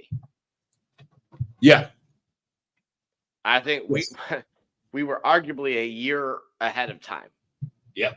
because if you're struggling for TV time and relevancy, that is going to be your best way to get it. However, they're going to have to create something different because that is going to truly rival potentially, your TNAs, certainly your AEWs, and you're going to have to create somewhat of an Ultimate Fighter type of program that was originally what NXT was supposed to be, and what, that first season, if you will, was.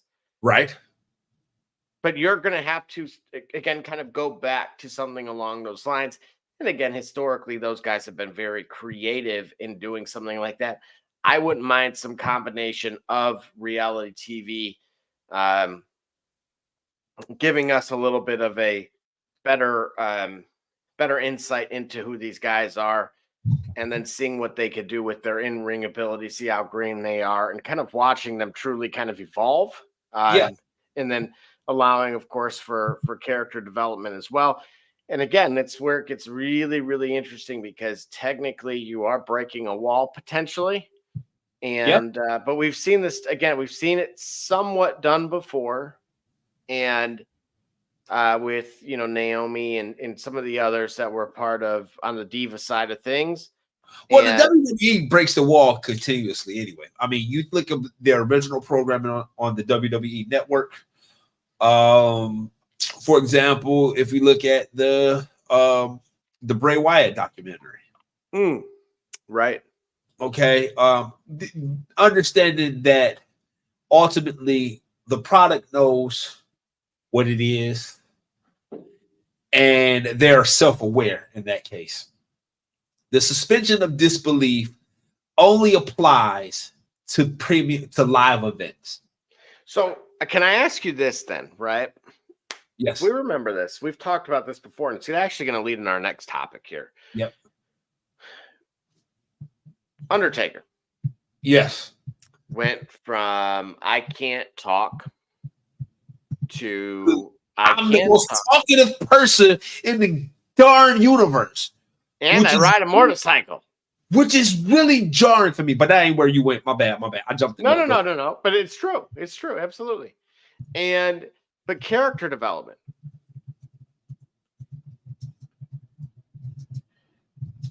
If they go this direction, can you still do that? Like, is it time to blur the lines even more? What do you mean? Meaning, in the past, we've seen where people had to change names when they left the company. Yep. Should that no longer be the case? Basically, you own your masters. And that we get to, because of the fact that we live in a social media world, right? Where we've seen that, yes, Rey Mysterio had a larger pop than Dominic did at UFC, 2 Saturdays ago. Yep. And then Rey gives Dana White, his yep. Because we're starting to see that other side. Is it time to let go of some of that? And then I'll let you answer that first, and then it'll lead into my next question. No, because I think it's done at an appropriate level. Though there are guys who don't need that. Like, did Dolph Ziggler really want to keep his name? Did Nick Nemeth really want to keep his WWE name when he set his own course after 20 years with the company? Considering what Dolph Ziggler ended up being in his final stages. Yeah, but who was Joni Lawler? Or, who was Joni without being China? She was lost. Yeah. But imagine, see, what I'm saying is, it seems like largely it worked out. Those who kept their name when they left, largely it worked for them. And those who changed it, Mercedes Moné. What's wrong with that compared to Sasha Banks? Like, would she have been any? Yeah, but don't you feel like you see this with like I would say athletes regularly? Athletes struggle to basically reinvent themselves after they've retired and find purpose in who they are because they were defined one way for X amount of time of their life. Yeah, and Shannon so Sharp got that problem. That's Baba shit. Well, I talked about character development. Yeah, you ain't lying. Breaking the fourth wall, he broke that. Oh no! Oh. And the My fifth bad. and the sixth. Oh no! Woo. Hey. Oh no! Shop report after dark. But that leads into my next topic here, which is whether we loved them or hated some of those folks that you mentioned. Who is someone that is undeniably universally loved? Name a wrestler that just hasn't ever, that everyone loves. Let's see. I like to do this in classes and tiers, if I can. I'd love that. Challenge. All right. First name that when you asked the question earlier, and I knew this was going to be a question. You didn't know who my answer was, so you're going to hear it now, of course. Ricky the Dragon Steamboat. I have not ever, in the years since he's went behind the scenes, I have not ever heard of a single wrestler or fan or backstage guy who's had a negative thing to say about him. That's number one.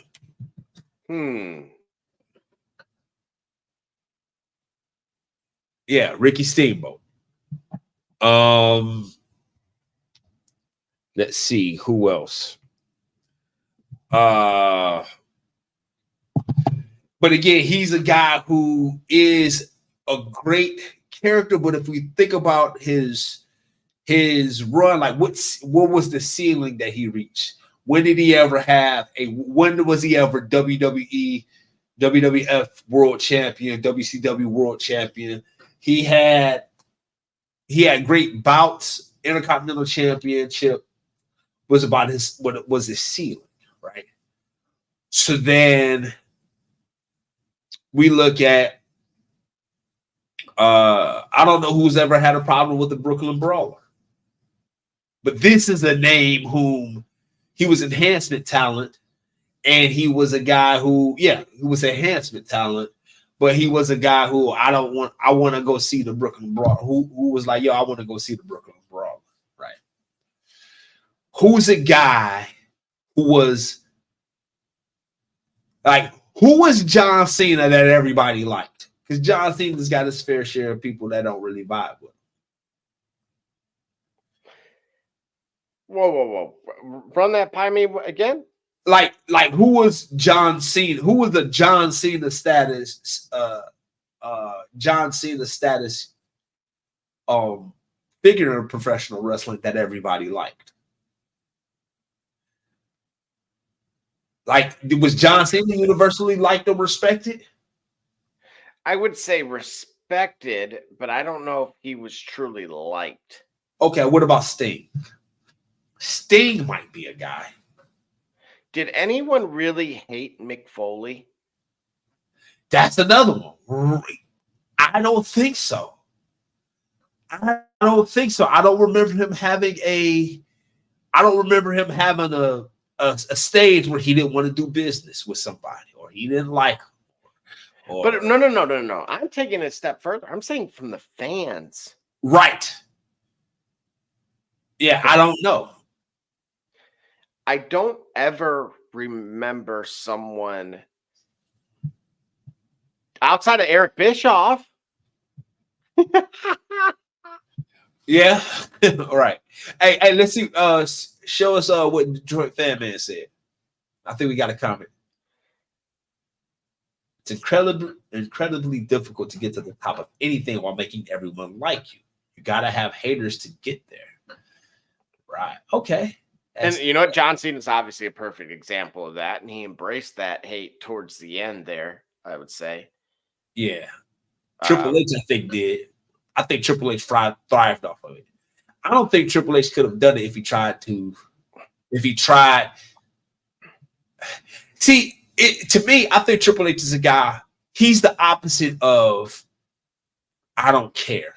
I think he cared that people hated him. He needed to be anti to be great. Did anyone ever hate Shawn Michaels, though? Oh, God, yeah. The people hated Shawn Michaels? Yeah. Ask anybody from Canada. That was real. Oh, to understand that during the height of that, understand that the Hart Foundation was DX in the United States. The Hart Foundation was DX in Canada, more accurately. I didn't recognize that at a point they were the heels down here, but at the same time they were the heels down here, they were the fan favorites up there, and it was exactly the opposite. Heck, it was at a point where Kevin Nash didn't even get along with Shawn at a point. Well, I can't say he didn't get along. Wait, Shawn was annoyed, or Shawn annoyed him. Certainly got under his skin. Interesting. And aside from Stone Cold, Stone Cold. Let's see. I thought Ahmed Johnson, I think, had a problem with him, but Ahmed Johnson had a problem with everybody, and a lot of people had a problem with him. So I'm not sure how much weight that carries. I was going to say Sid, aside from Arn Anderson. Okay. Sid was a guy who was quite aptly described as a gentle giant. I mean, he was a huge dude who certainly could have been much more of a bully, of a hard guy to deal with. He could have respected people less and got away with it. You follow what I'm saying? But he apparently didn't, unless you got in the way of softball. So yeah, I think he's another that was at a time. He was a guy. He had 2 runs as champion at the top of both of the major level promotions, and was universally respected. And that'll be one I'll have to chew on that one some more. But I think Mick Foley is the one that if I had to just pick one, because I don't, naturally Mark Calloway comes to mind too, but I just feel like someone out there probably somewhere along the way didn't like either even himself at one point didn't like the gimmick. Yeah. So it wouldn't be too far of a stretch of imagination, but because of Mick Foley's, what he understood, which is what he was doing, the lengths that he was willing to go to, and again, the versatility by way of his own character development by having more than one, made it a little bit more difficult for you not to right, my man. Certainly appreciate what he had did, and then so yeah, I'll leave that one with my final answer will be Mick Foley, and then I wanted to ask you this too. We've had 2 good championship runs here, at least in terms of tenure. Okay. And of course, I've mentioned the A&E show, WWE Rivals, on more than one occasion. Yep. But if the show were to stop today, the traveling circus, as I've called it, who would the episodes that would be reserved for Cody Rhodes and Roman Reigns be as their championship defining rivals? You said it. No. For Roman Reigns, it's Brock Lesnar. That's his all-time rival there? Yeah, because how else would he have established that he's I'm saying during his title run. During his title run, right. I feel like it's Brock Lesnar. You know, people have a problem with Brock Lesnar being such a part-timer and having the runs that he had, but Brock Lesnar was viewed as unbeatable, unstoppable, and because of his UFC background, he really was legitimately a threat. For me, there was no other guy that Roman Reigns could beat to establish himself as the guy. Since he did not have the amount of matches against John Cena, it would have been Brock Lesnar to legitimize his run or legitimize his position as the defining star of his generation. I think it's Brock Lesnar. Now, all right. And I think that was the softball. Who's Cody Rhodes? He ain't got here yet, but it would probably be it'd have to be Roman Reigns. See, I don't know how many runs Cody will have at the top of in the Universal Championship space. I'm not sure. I don't know. I think he may be. What I can say is, I think he's a guy who could possibly have a single long run, and then that'll be kind of it for him. At the same time, I think he's a guy that's capable to have a championship rivalry. The way that they're booking him now, it looks like Roman Reigns will take that back from him next WrestleMania. They'll do it for a third time, and it will be epic. And Roman Reigns will come back. Will come back. Like I think I hit it. And I don't know if we were on the show already or if it was before the show. I certainly think that Roman Reigns and Cody Rhodes can do something that they tried to do before. Have three consecutive WrestleManias with the same main event.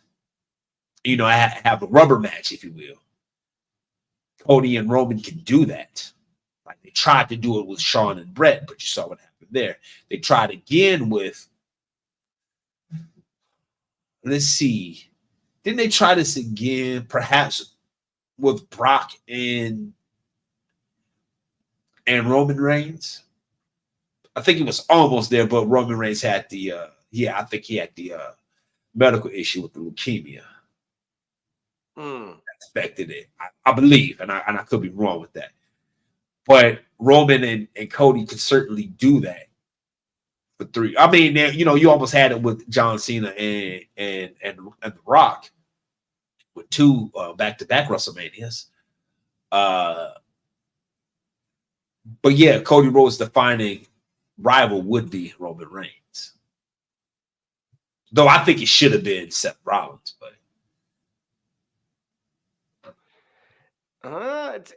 again, I think it's still a little too early. I don't believe it'll be Randy Orton, but I believe Randy Orton will have something to say before this is all said and done. I will give Solo his flowers here for not this past Friday, but the previous Friday. That was actually a quality match. So I said I will give credit where credit is due. Yep. And so I wanted to make note of that. Also, quickly on the AEW side, of course, wanted to shout out Ricochet in that match. I know you got a chance to see that as well. Yes, that certainly made our match of the week type of must see there. If you haven't, there was not a botch, right? It was not a botch. It was misunderstood. Because the hand stomp was sold so well, it looked like it was supposed to be a kick to the face. or yeah. And so that's where it was missed. Because if we look closely, we'll see what's our guy name that was that he Russell Beast what? Oh, that's right. Oh my gosh, Beast Mortos. That's Beast Mortos, right? If we look at right before the stomp, if we look at the way he moved his hand, and his hand kind of, I would say, somewhat strangely, got a little bit further from his body in the seconds before Ricochet stomped it, or the seconds before Ricochet was supposed to kick his face, we can see that, in my opinion, it looks like, okay, the stomp was supposed to happen. The stomp was actually what took place. He just sold it in such a way you thought he was supposed to kick to his face. It was like he no-sold the actual contact, but sold the injury afterwards. That's why it looked like a botch. But it's a matter of timing. Agreed. And I thought it was fantastic. Yeah, no, it was. The top rope move, if we look, shooting on it, the top rope move, the problem that I had for me was Ricochet gave a little bit too much help in taking the bump. Typically, if you're trying to show that, usually you'll see a lot more, punches back and forth. So it makes it look like there's a fight and he just doesn't win the fight, if you will. But we understand there's a high risk move that the move itself is executed finally. Now that the Irish whip and the flip into the slam, that was not on the ropes. That was or not off the turnbuckle. That was excellent. The bump that Ricochet took, I believe, off of he was kind of walked to the ropes and then off the right. Yeah, that was fantastic. That was fantastic. Ricochet having the freedom to actually get out there and perform inside of the Spirit Circle, which is, I think, largely what professional wrestlers want to do anyway. I think they understand what the gimmicks are, but they're not theater actors. They're trying to do anything that can get them ring time, such that when they have ring time, they can deliver on the art that is professional wrestling. So for Ricochet moving to AEW, it gives him opportunity to do what he wants to do inside the Spirit Circle, which is, I think, his point. That's why he'll take AEW with the smaller audience, because he truly wants to wrestle. Right. Good. That's a good point. And again, before we take our second to last break, of course, our last large break, I do want to shout out everybody. Of course, you could see us right there on X live right in that corner. So by all means, we appreciate you joining, and of course, weigh in.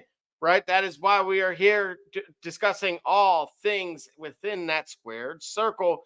And so we will see you back in just a moment. And of course, if you want your company here in that upper corner, or of course on any of our placements, by all means, email us direct, shopreport365@gmail.com, of course. And don't forget, the merch is available, shipped direct to your home across the country. See you in a minute. SK Cunningham, you watching the Shop Report. I'm Homie Diallo, and you watching the Shop Report. My name's Chris Murray, and you're watching the Shop Report. Oh, you're Jay Knight, you're watching the Shop Report. Max McKee, you're dropping in on the Shop Report. Barbershop Jay, Quentin Hines, Super Bowl champion. I'm ready. Let's do it. I'm on.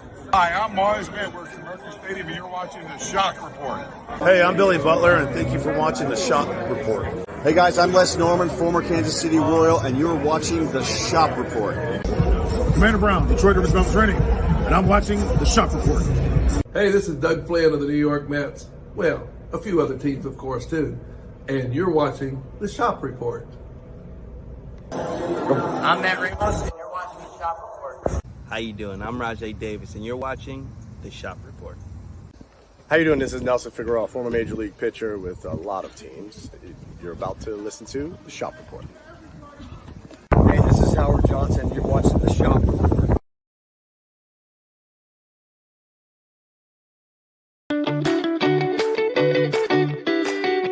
Jordan Gudeman, and I'm the founder and CEO of Eddie G's Cookies. I was first diagnosed with a nut allergy when I was young. At the time, there weren't a lot of labeled items that said if there may contain nuts or there are nuts in the food, so my brother and sister and I baked a lot at home, and we enjoyed treats from mixes and things like that, but I noticed that it was not the same as what my friends were enjoying, and I started making my own recipes. When it was time to pick a career, I decided to start a bakery so I could share my treats with everybody else. When I started creating my recipe, I was taking in all the things that I thought I was missing out on. A soft, chewy center, a crisp outside crust, and a taste that is just like it came out of the oven at a bakery. When I put all those things together, I had come up with a recipe for a dream cookie. Eddie G's Cookies only uses the finest ingredients. We have all natural flavorings, no preservatives, and every cookie is made in a nut-free environment. The best part about Eddie G's Cookies is that they can be delivered right to your door. You can share them or not. We won't tell.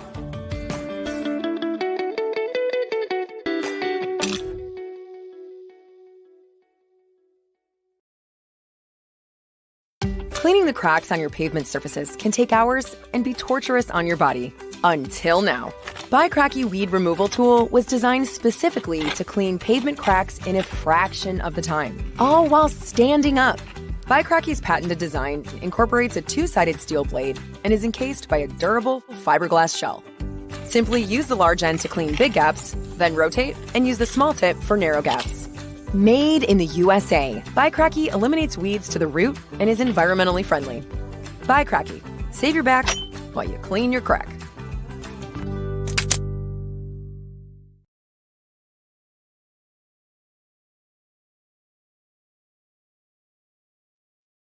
All right, and just like that, we are back and diving right into Raw with a quick recap. We kicked things off with Drew McIntyre, who, of course, wanted to make sure that we knew CM Punk will bleed and feel more pain in their Hell in a Cell match than Punk has ever felt in his entire existence. Gully, what do you think here? Is he going to deliver on this, or are we going to shoot on this, or is this going to be one of those like, hey, Roman and Brock is going to bleed and nobody bled?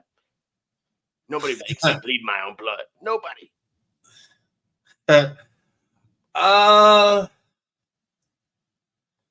Man. You know what? I feel like this is a feud that should be leading to world title. Let's say consequences or opportunities. And absent that, it just feels flat for me. Like, I really don't think that they got a beef that's worth. I should say, I feel like they have a beef that should be worth world title implications or universal title implications. And it's not there. You know, and I kind of echo that. It's a little disappointing for me because there's real emotion that is there, and I feel like they need to channel it a little bit better. I felt like they had some momentum maybe a month or so ago, and it's been, unfortunately, more talk, less bumps, and it hasn't worn me out quite in the way that, say, the Wyatt Six and Dark Gable had, but it certainly is flirting along those lines. Certainly we're not at the passion fruit level yet. But yeah, so hopefully they deliver on that. And this is truthfully where I will say, despite me feeling that way, I do believe that they actually will, that they're capable. That is where I would trust both of their in-ring abilities. And so I hope that the lack of bumps taking place in those few months will allow for it to actually really take place when it matters most at this PLE. Yeah, see, bull rope matches are just a lot of slapping each other across the back and winning and then the ropes. They're inside of the cell, so they'll be able to do a lot. So I'm expecting to do a lot more. Or since they have all of their limbs available, you know, they'll be able to show more of a traditional wrestling match, which I'd like to see them both do it. So perhaps that's why I'm not kind of tuning totally out of it. I just wanted to get somewhere, and maybe the sale of the match is where it will. So I'm actually kind of looking forward to it. Just the mic talk, like I'm not here for it. I'm like not interested.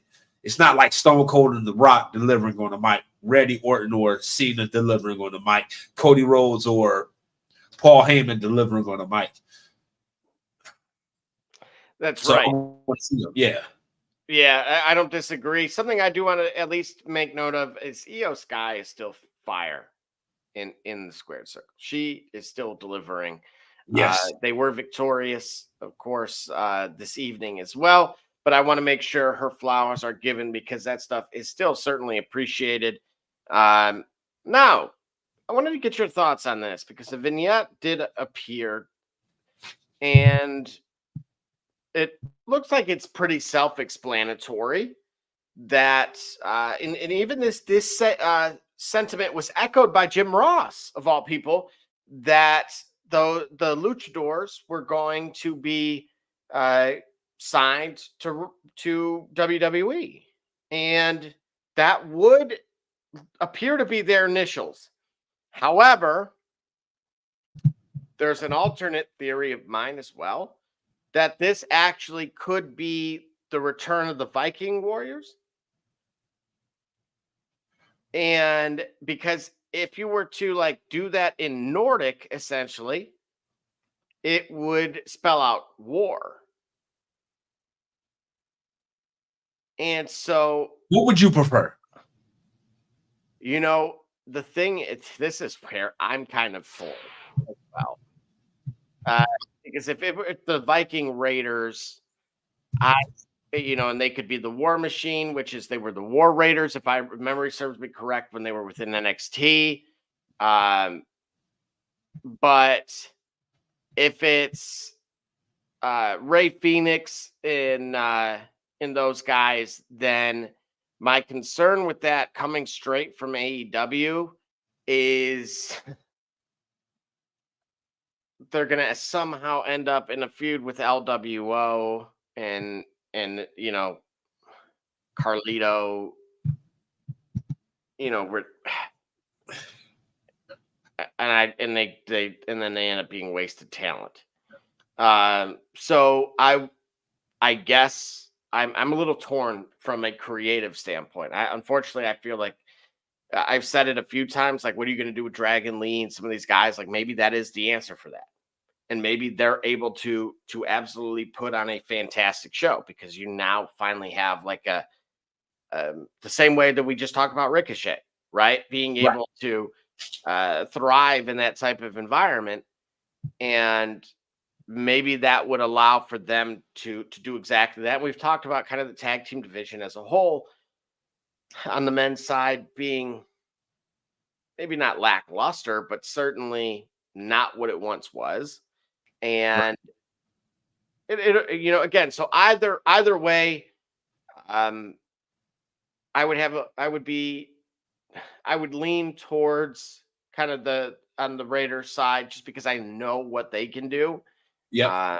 And unfortunately, history speaks for itself, even in a recency bias with what they do typically with the luchadors. So just doesn't kind of bode well for them. But Jim Ross seems to think that is going to be the luchadors coming over. But I just wanted to see if you felt if you were partial one way or the other. Well, the Viking Raiders gives us more. I don't say more. Gives us a different tag team to the mix. So contrast to the other luchador, small, high flyer tag teams that already exist. So that'd be cool for the Viking Raiders to come back.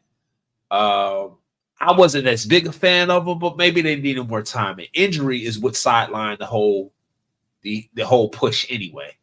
So perhaps it might be good for them to come back. I think this is more toward the a Viking Raiders iconography than Lucha Libre or Luchador. So I'm banking on it being the Viking Raiders, and I like for them to come back, and maybe I'll have more enthusiasm for them this time. Yeah, I kind of felt like they were shelved, and it didn't. They just kind of disappeared one day, right? And so, yeah, I'm kind of that's what kind of concerns me either way, right? It depends what you do creatively, and I feel like one has a higher ceiling just because of their diversity and not just racially. Right. And we'll see, I suppose. Something I forgot to point out earlier when we talked about the direction with Yeet and ultimately him becoming champion is Sami Zayn, kind of was wishing him luck here. Is this where they plan on going with it, and how do you feel about it?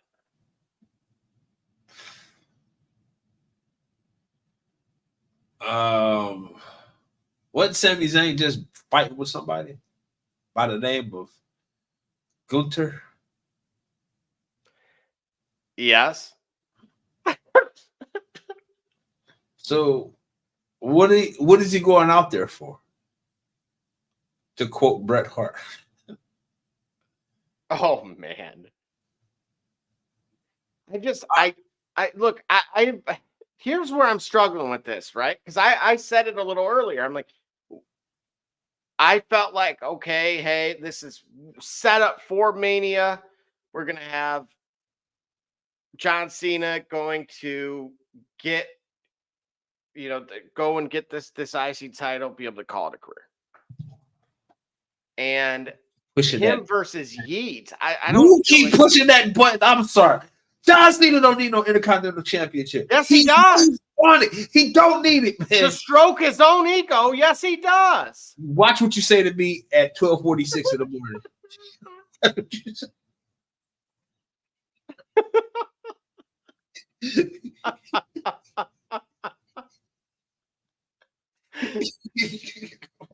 Then why is Sami Zayn wishing him luck? Because it ain't got nothing to do with John Cena.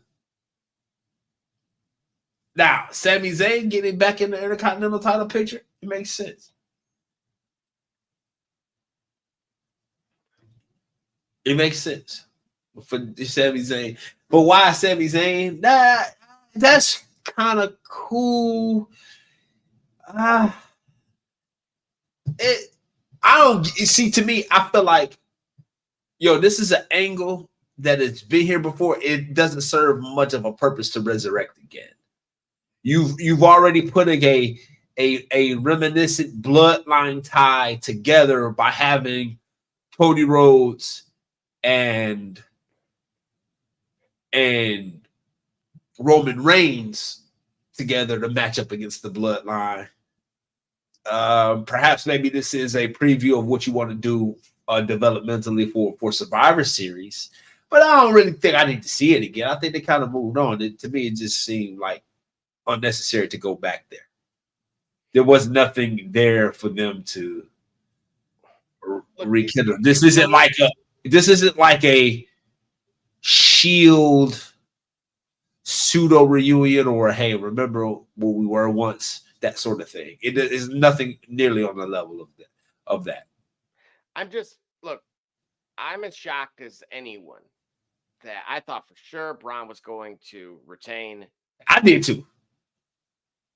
Because I creatively don't see the angle with Yeet. I understand he's deserving. I am not correct. I said this before, like there's a creative logjam here.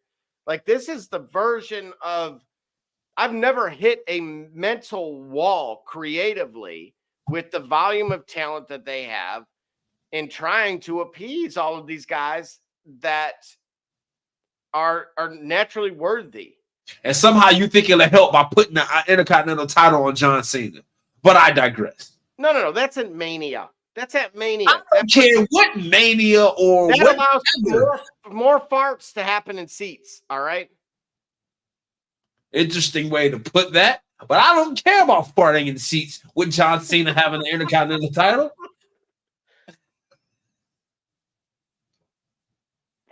Gully, you got to now you have no choice but to shoot on this. Yeet is your champion. What is Sami Zayn doing there? I don't know. That's what I say. I don't know. Maybe it's a tune-up for, all right, hey, let's put it together. Hey, you remember you owe me one. You know what I mean? I owe you one. We had an understanding. It would be great for me to try to work his way back. Now, it could work into a heel turn for Sami Zayn. Which should have already occurred when, look, they dropped the ball with Gable's heel turn, coincidentally, with Sami Zayn. Right. They just left that alone. And I don't know what's happening now with Dark Gable. I have no idea. Dark Gable is somehow the light Gable, and we're all over the place with him. So for Sami Zayn to turn heel, that wouldn't be bad. And this would be a way to do it. Sami Zayn to go heel again, by virtue of having a program with Yeet, but regarding the Intercontinental title. But if that's the case, they go for it. But if you having the face rivalry, it doesn't really work well. It's kind of pointless.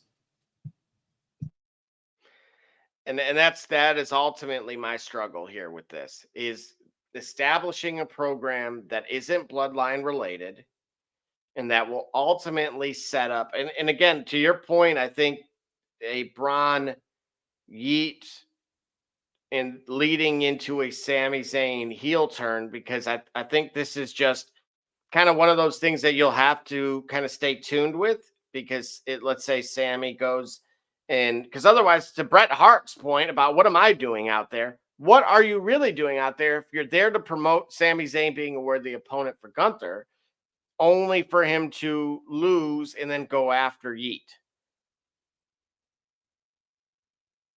I mean, other than mending the fence and trying to, build the bridge back between the two, I think it was a wasted opportunity overall, but very well. I mean, I would shoot on that. I would be okay with it. And then, of course, just a reminder that the Passion Fruit Collecting still exists, and they have opened not a can of anything, just an open challenge for anyone in the locker room. Wait a minute. You call them passion fruit juice. Is that your nickname for them? Yes, it is. All right, cool. Yes, it is. Because there's, let me move on before we say something. You took it there. You took it there. The Shop Report After Dark. And guess what? Any final thoughts from you on Raw this evening with the passion fruit juice? Raw. There's nothing passionate, fruity, or juicy about the three. Let's move on. Fair enough. And that, ladies and gentlemen, leads into our final segment of the evening now until morning, which of course is none other than Name That Superstar.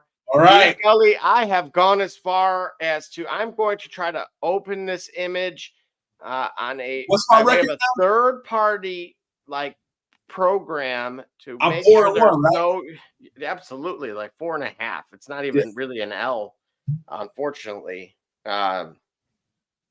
So I have now taken it to greater lengths to ensure that there's somehow no URL. I've retitled the image.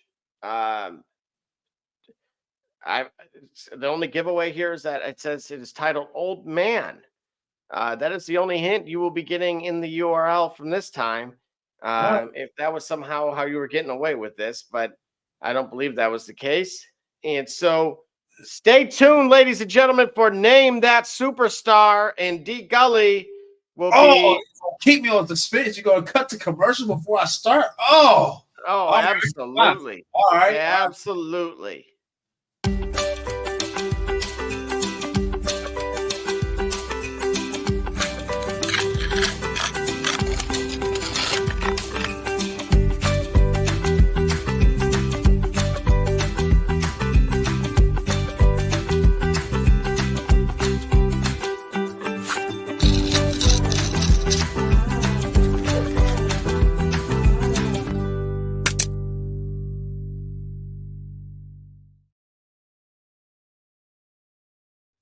What it do, sports fans?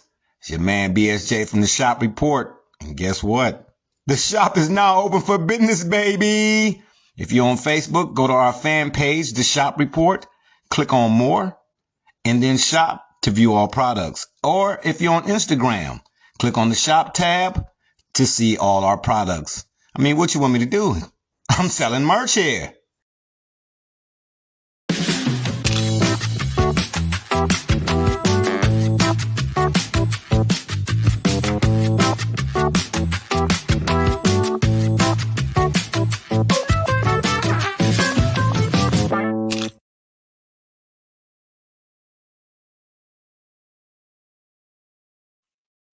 All right. Ladies and gentlemen, we've made it. You've made it with us.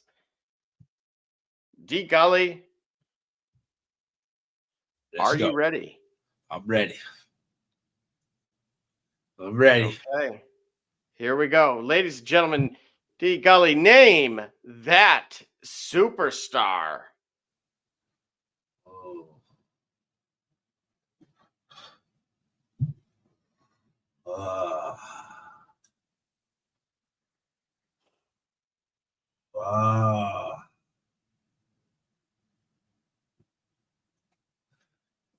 Hold on, give me a moment. Nope,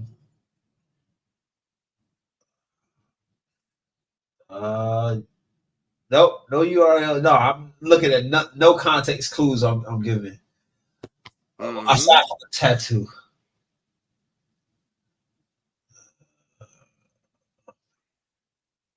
That is not Glacier. It is not Glacier. Hold on, give me one more guess. Boy, what's that boy's name? I see his face. More prominent. So I will give you a little bit of a hint here. Don't give me a hint. Don't give me a hint. No hints yet? I don't know. I don't want a hint yet. Oh gosh, that name doesn't sound right. It doesn't sound right. I want to say Balls Mahoney. No. Okay, who is it? All right. You can give me the hint.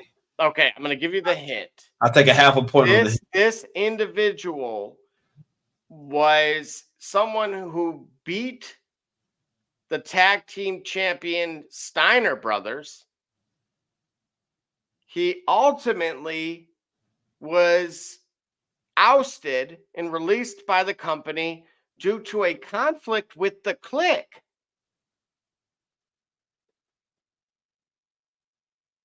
Oh, he's a WWF guy. That's right.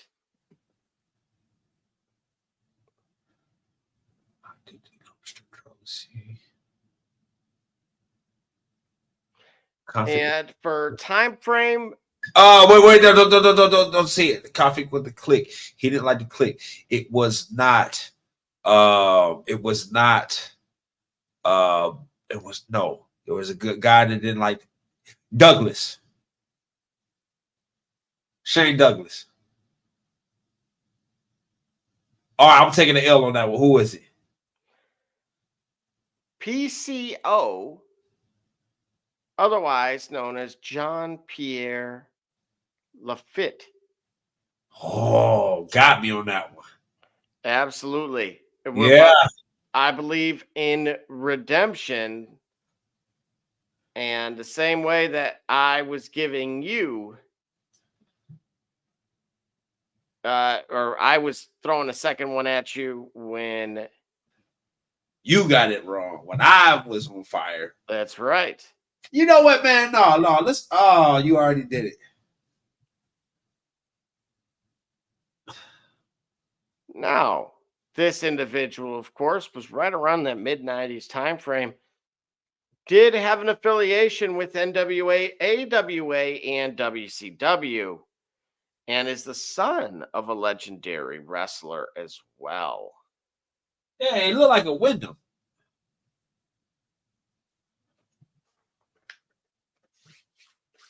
He looked like Kendall. Name that superstar. He looks like a Wyndham. I think I'm. Oh boy, NWA, AWA, WCW. That's right. I ain't the stalker. I ain't Barry Windham. Dang, he looks like a Wyndham. That ain't because you already gave me Barry Windham. Gosh, he looks like a Wyndham. I don't know, who is he? It is Barry Windham, otherwise known as the Stalker. Oh!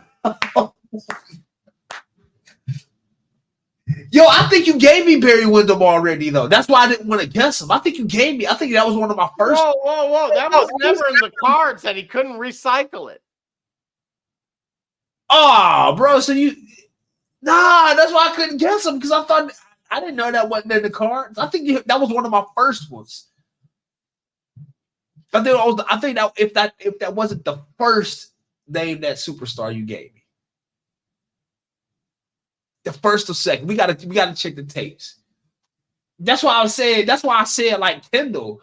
I was like, I don't even remember what Kendall Windham looked like. Even if there is a Kendall Windham, I thought I read that name because I was actually earlier today. I just happened to do like a retrospective, and I just happened to be looking at Bray Wyatt's biography. I mean, Bray Wyatt, third generation superstar, and he talked about his family.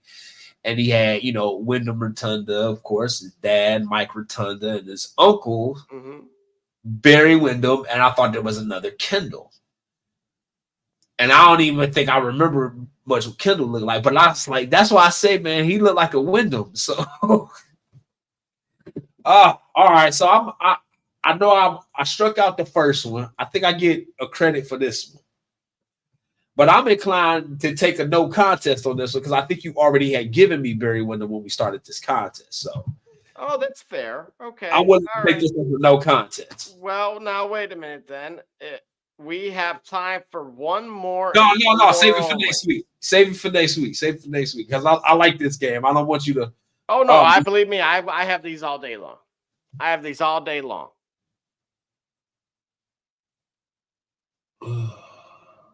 Last chance for romance for D Gully.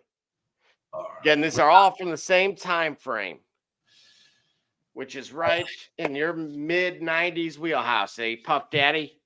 All right, that's not Gangrel. It's not Gangrel. No, as much as I would love that, I feel like that would be too easy. Yeah. All right. Let's see. But your hate for the Brood as well. I was not a fan.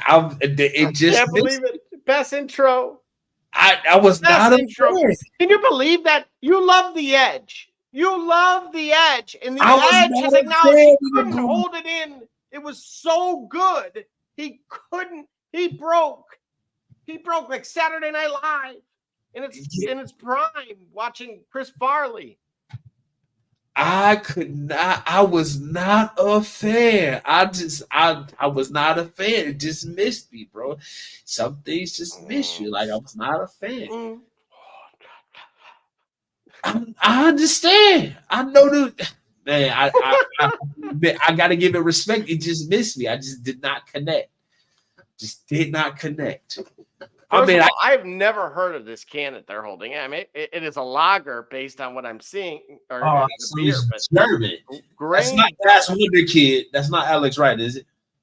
No, this is from not. This individual is over 70 years old today. And he also, and if you guys in the comments, by all means, it's not limited to D Gully. If you guys could beat D Gully, by all means, do so. Yeah, I would be I would love that actually, because even though it feels like Stump the Schwab, he's over 70. All right. 70. He is. Let's see. Let's see if I can give you an additional hint here. He debuted in July of 1996. Debuted in July of 96, over 70. That's right. Was signed by the WWF in 1996. Name that superstar.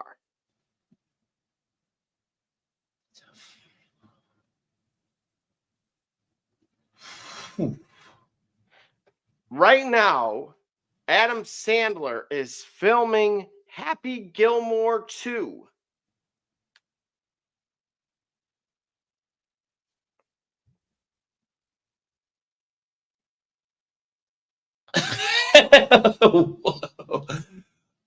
Hold on. Nails. Nah, bro. Yeah, I'm stumped on that one. Somebody got it. He had one of the most unconvincing finishing moves ever. It wasn't a leg drop, so I can't say. Nah, bro, you just gonna have to run that one. You got it. Was called the cross check. Oh, he was the hockey guy. That's right. Bill Irwin is his name, otherwise known as the Goon. Oh, gosh. And the Goon, of course, had one of the most unconvincing finishing moves ever, known as the cross check, which was a forearm blow to the back. The gimmick is otherwise known as one of the one on the poorer side of WWE history. And unfortunately, it lasted a little under 2 months. Yeah. So something we are trying to stick with currently is folks that are still with us before I run out, unfortunately, of those. And so shout out to Bill Irwin. You are getting some love on this program. Of course, shout out to the Stalker, Mr. Wyndham as well. And who else am I forgetting here? I know there was, I think I had one more. Oh, yes. And of course,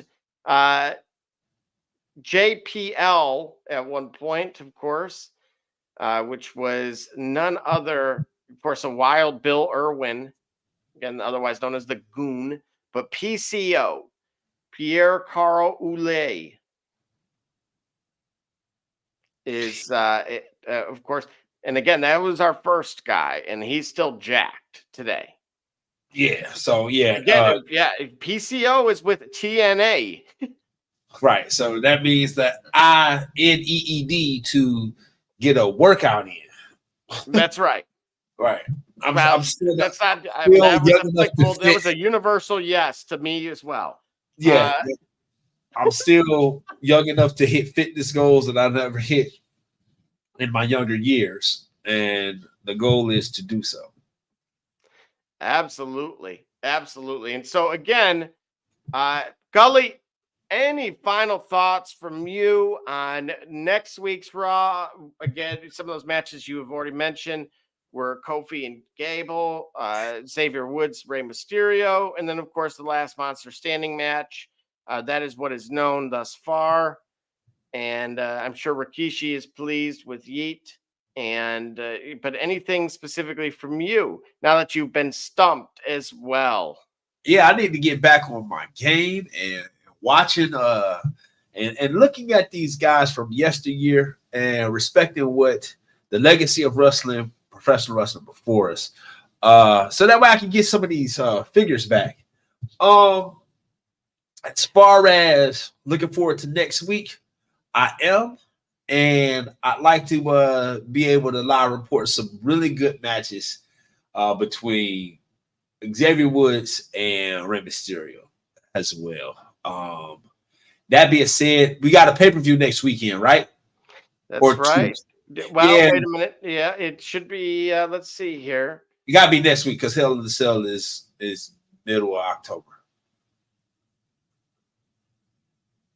Or is it this Saturday? Can't be this Saturday, is it? No, Bad Blood is October 5th. Oh, I say Hell in the Cell this Saturday. My bad. Hell in the Cell match will happen at Bad Blood October 5th. That's right. So, yeah, Daddy Dom is winning again. He's being set up inside of a cage, and his